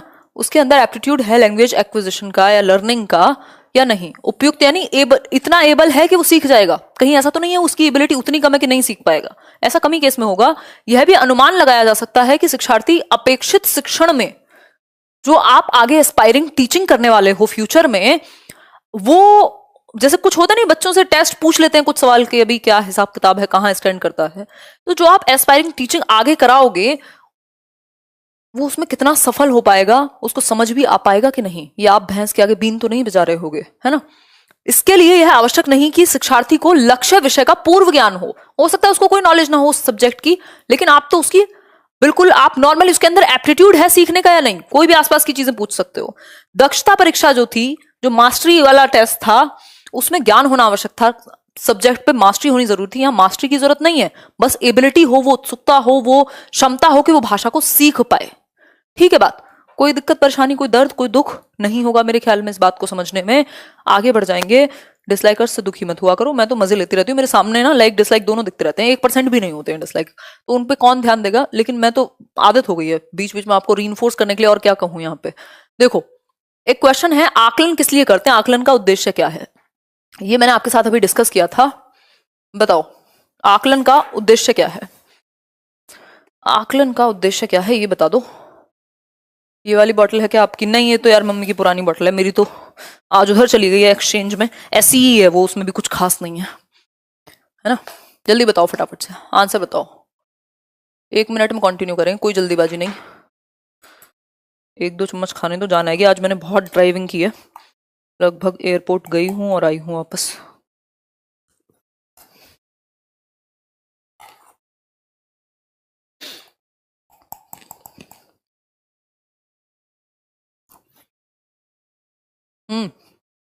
बहुत स्पीड है बिल्कुल।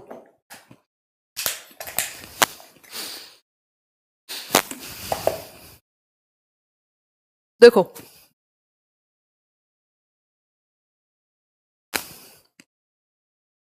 बी सही है, आप लोग कह रहे हैं।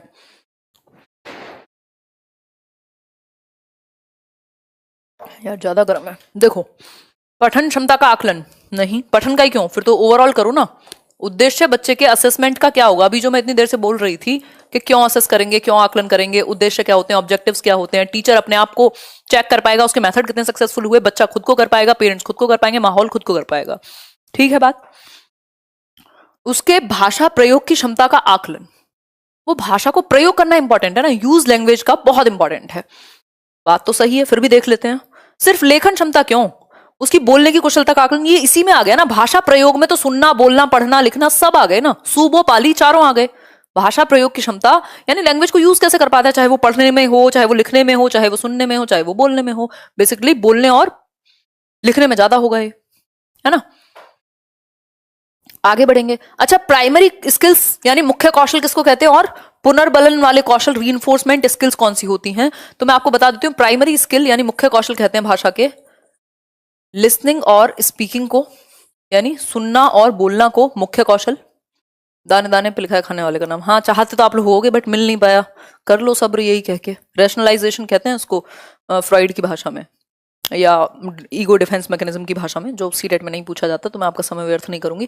देखो एक बार प्राइमरी की बात करें अगर, तो लिसनिंग और स्पीकिंग दोनों चीजें आएंगी। अगर रीइंफोर्समेंट स्किल, पुनर्बलित कौशल की बात करें,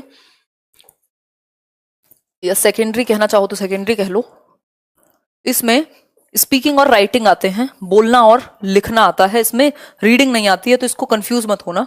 ठीक है बात, इतना याद रख लेंगे या नहीं रख पाएंगे ये बता दीजिए सरकार, तभी आगे बढ़ेंगे।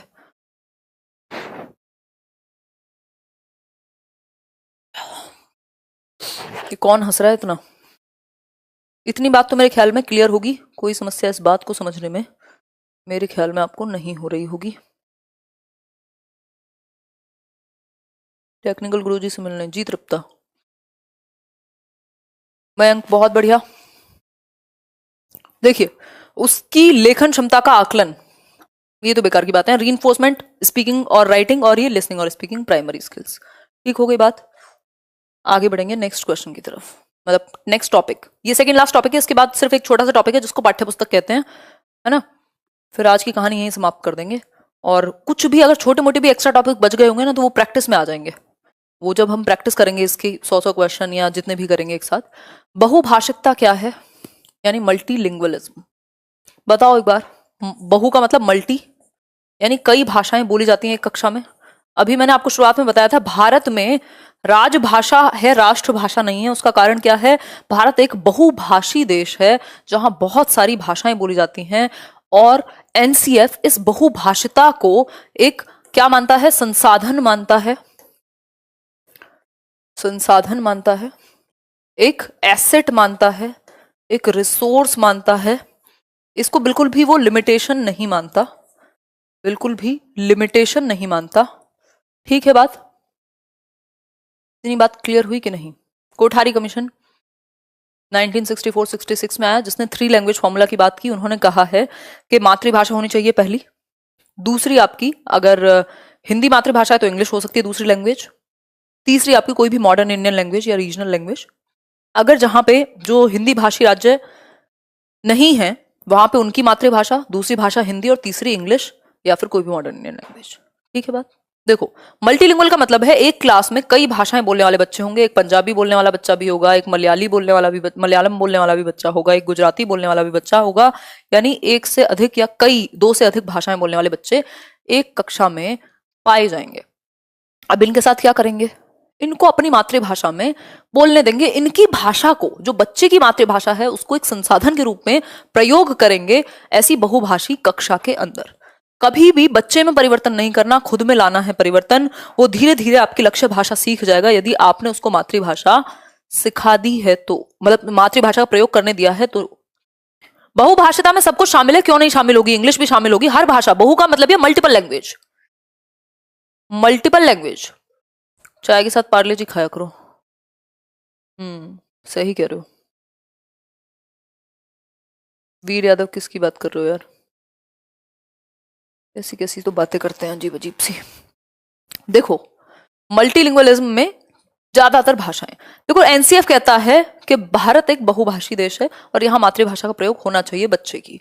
इतनी बात मुझे लगता है काफी है। आपको बच्चे की जो मदर टंग है उसको स्वीकार करना है, और उसके पूर्व ज्ञान को इस्तेमाल करते हुए नए ज्ञान को मौका देना है, एक्सेप्ट करना है आपको बच्चे की प्रीवियस नॉलेज को। इतनी बात क्लियर है, कोई भी दिक्कत नहीं है। आगे बढ़ेंगे। एक क्वेश्चन है बहुभाषिता से लेकर के आता ही है हर बार अलग अलग पक्ष में। बहुभाषिकता हमारी पहचान भी है, यानी हमारी आइडेंटिटी है कि हम यूनिटी इन डाइवर्सिटी, यानी विभिन्नता में एकता हमारे अंदर है। इतने सारे राज्य हैं, इतनी सारी भाषाएं हैं, इतनी सारी बोलियां हैं, उसके बाद भी हम एक हैं, तो ये हमारी आइडेंटिटी हो गई। समोसा कहाँ से मिलेगा यार रात के 11 बजे? बताओ फटाफट से, रात के 11 बजे समोसा कहाँ से मिलेगा?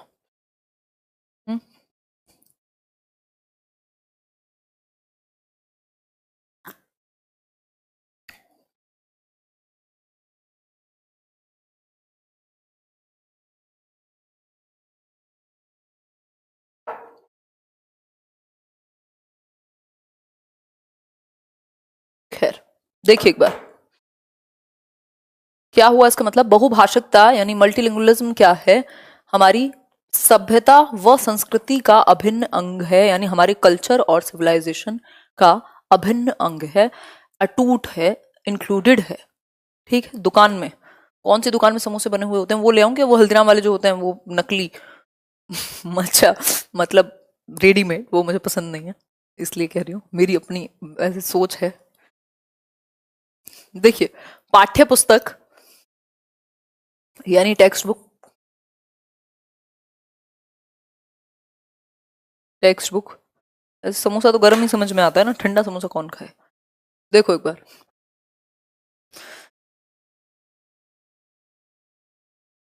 आपकी नकल कर लिया है मैराथन, और भी चैनल पर होने लगे। वो तो रंजना, ये लोग पता नहीं कितने सालों से कर रहे हैं, फिर अपने आप को तोप भी बताते हैं। हिंदी मैम, हिंदी भी में भी इतना आएगा, ये दोनों के लिए, चाहे आपकी हिंदी ऋचा लैंग्वेज 1 हो लैंग्वेज 2 हो, ये सिलेबस सेम है। Paper 1 paper 2 language 1 language 2, Hindi और इंग्लिश का सिलेबस सेम है। पेडागोजी में स्पेसिफिकली अगर अंतर है तो सिर्फ पैसेज में है। पाठ्य पुस्तक का मतलब है टेक्स्ट बुक। टेक्स्ट बुक का मतलब, टेक्स्ट बुक क्या है, वन ऑफ द रिसोर्सेज, यानी कई संसाधनों में से एक संसाधन है, एक संसाधन है, एक रिसोर्स है, लेकिन एकमात्र संसाधन नहीं है। मैं बेस्ट हूं, बहुत अच्छी बात है, लेकिन सिर्फ मैं ही बेस्ट हूं दुनिया में, दैट इज रॉन्ग, है ना। तो एकमात्र संसाधन नहीं है कि ये ओनली टीचिंग मटेरियल या फिर इफेक्टिव मटेरियल नहीं है। एक अच्छा संसाधन है, कलरफुल होनी चाहिए, आसान भाषा होनी चाहिए, परिभाषाओं पे कम और व्यवहारिक ज्ञान पे ज्यादा बेस्ड हो, सुगम, सुंदर, सस्ती, टिकाऊ होनी चाहिए। जो मैं बोलती हूँ, पाठ्य पुस्तक आपकी बच्चे के स्तर के अनुरूप होनी चाहिए। ये सारी विशेषताएं हैं पाठ्य पुस्तक की, जिनको आप ध्यान रखेंगे। ठीक है, इतनी बात आपको समझ में आ गई हो तो बता दीजिए, ना आई हो तो क्या ही कर सकते हैं, छोटी सी बात है। इसको सब कुछ नहीं मानना कि सब कुछ है, नहीं, ये वन ऑफ द रिसोर्सेज है, बहुत सारे रिसोर्सेज में से एक रिसोर्सेज आपकी पुस्तक है, आपकी किताब है। ऐसा नहीं है, आप अपनी एक्टिविटीज भी करा सकते हैं, ऑडियो विजुअल एड्स भी दिखा सकते हैं, आप उनको ऑडियो भी सुना सकते हैं, आप उनको भाषा की प्रयोगशाला यानी लैंग्वेज लेबोरेटरी में भी लेके जा सकते हैं, जहां उनको सही उच्चारण का, ग्रुप डिस्कशन का, ग्रामोफोन या रेडियो रिकॉर्डिंग, ऑडियो वीडियो सबका सीखने का, कंप्यूटर पे सीखने का भाषा को मौका मिले, जहां ऑटो करेक्शन वगैरह होता है कंप्यूटर में, तो उनको ऑटोमेटिकली आती हैं चीजें। सारी चीजों का इस्तेमाल कीजिए, सिर्फ किताब का नहीं, सिर्फ पाठ्य पुस्तक का नहीं। ठीक है बात, तो आज के लिए इतना ही। ये पूरा सेशन रिवाइज कीजिएगा ढंग से एक बार, उसके बाद क्वेश्चन लगाइएगा, निकलेंगे क्वेश्चन। नहीं निकल रहे हो तो अभी इसके बाद मैं क्वेश्चंस भी कराऊंगी एक दिन। अभी मैराथन कल हम ईवीएस का करेंगे जहां तक है, और परसों इंग्लिश, फिर मैथ्स, है ना। 5 दिन 5 मैराथन की बात हुई थी ना। और ये बैच है करेल पे, पेडागोजी स्पेशल है, इसमें और सब्जेक्ट नहीं, बट जहां पे भी सीटेट के बाद आप जाते हैं, चाहे वो केवीएस हो, यूपी टेट हो, सुपर टेट हो, डीट प्लस बी हो, रीट हो, कोई भी, जहां पे पेडागोजी 100 नंबर, 50 नंबर, 40 नंबर, मतलब ये इन डेप्थ सिर्फ पेडागोजी का बैच है, जिसमें educational psychology, child development, pedagogy, teaching methodology, ये सारे एस्पेक्ट डीप में होंगे, proper detailed, with notes, with questions, bilingual. ठीक है, करियर ऐप पे है ये। 27 से शुरू होगा, बैच शुरू होगा 10 से, क्योंकि आप फ्री हो जाएं एक बार सीटेट का पेपर देके, तब आगे की तैयारी शुरू कीजिएगा। 4 महीने कम से कम चलेगा, क्योंकि बड़ा बैच है, 100-150 घंटे का, डेली 1.5 घंटे की क्लास इसमें होगी। ठीक है, ये आप देख पा रहे होंगे, पीडीएफ भी मिल जाएगी, उसमें चेक कर लेना। इतनी सी बात है। सेशन पसंद आया हो लाइक शेयर कीजिएगा, ना पसंद आया हो डिसलाइक कर दीजिएगा, कोई दिक्कत वाली बात नहीं है ना। कल मिलेंगे नेक्स्ट सब्जेक्ट के साथ। बहुत मजा आता है आप लोगों के साथ डिस्कशन करके, अमेजिंग डिस्कशन, है ना। 1 मिनट रुको, मैं आपके कुछ कॉमेंट्स पढ़ लूँ। पार्ले जी वालों ने सबसे बड़ा उदाहरण दिया है, पीढ़ी बदल गई लेकिन पार्ले की बच्चा नहीं बदला। बहुत बढ़िया जी प्रशांत, क्या कहने। पैराग्राफ का कुछ बता दीजिए मैम, कैसे कवर करें टाइम के अंदर, बहुत गलत होता है उसमें, स्पेशली टाइटल में। रिमझिम इस पे बात कर लेंगे एक दिन कि पैराग्राफ पे आप क्या करेंगे।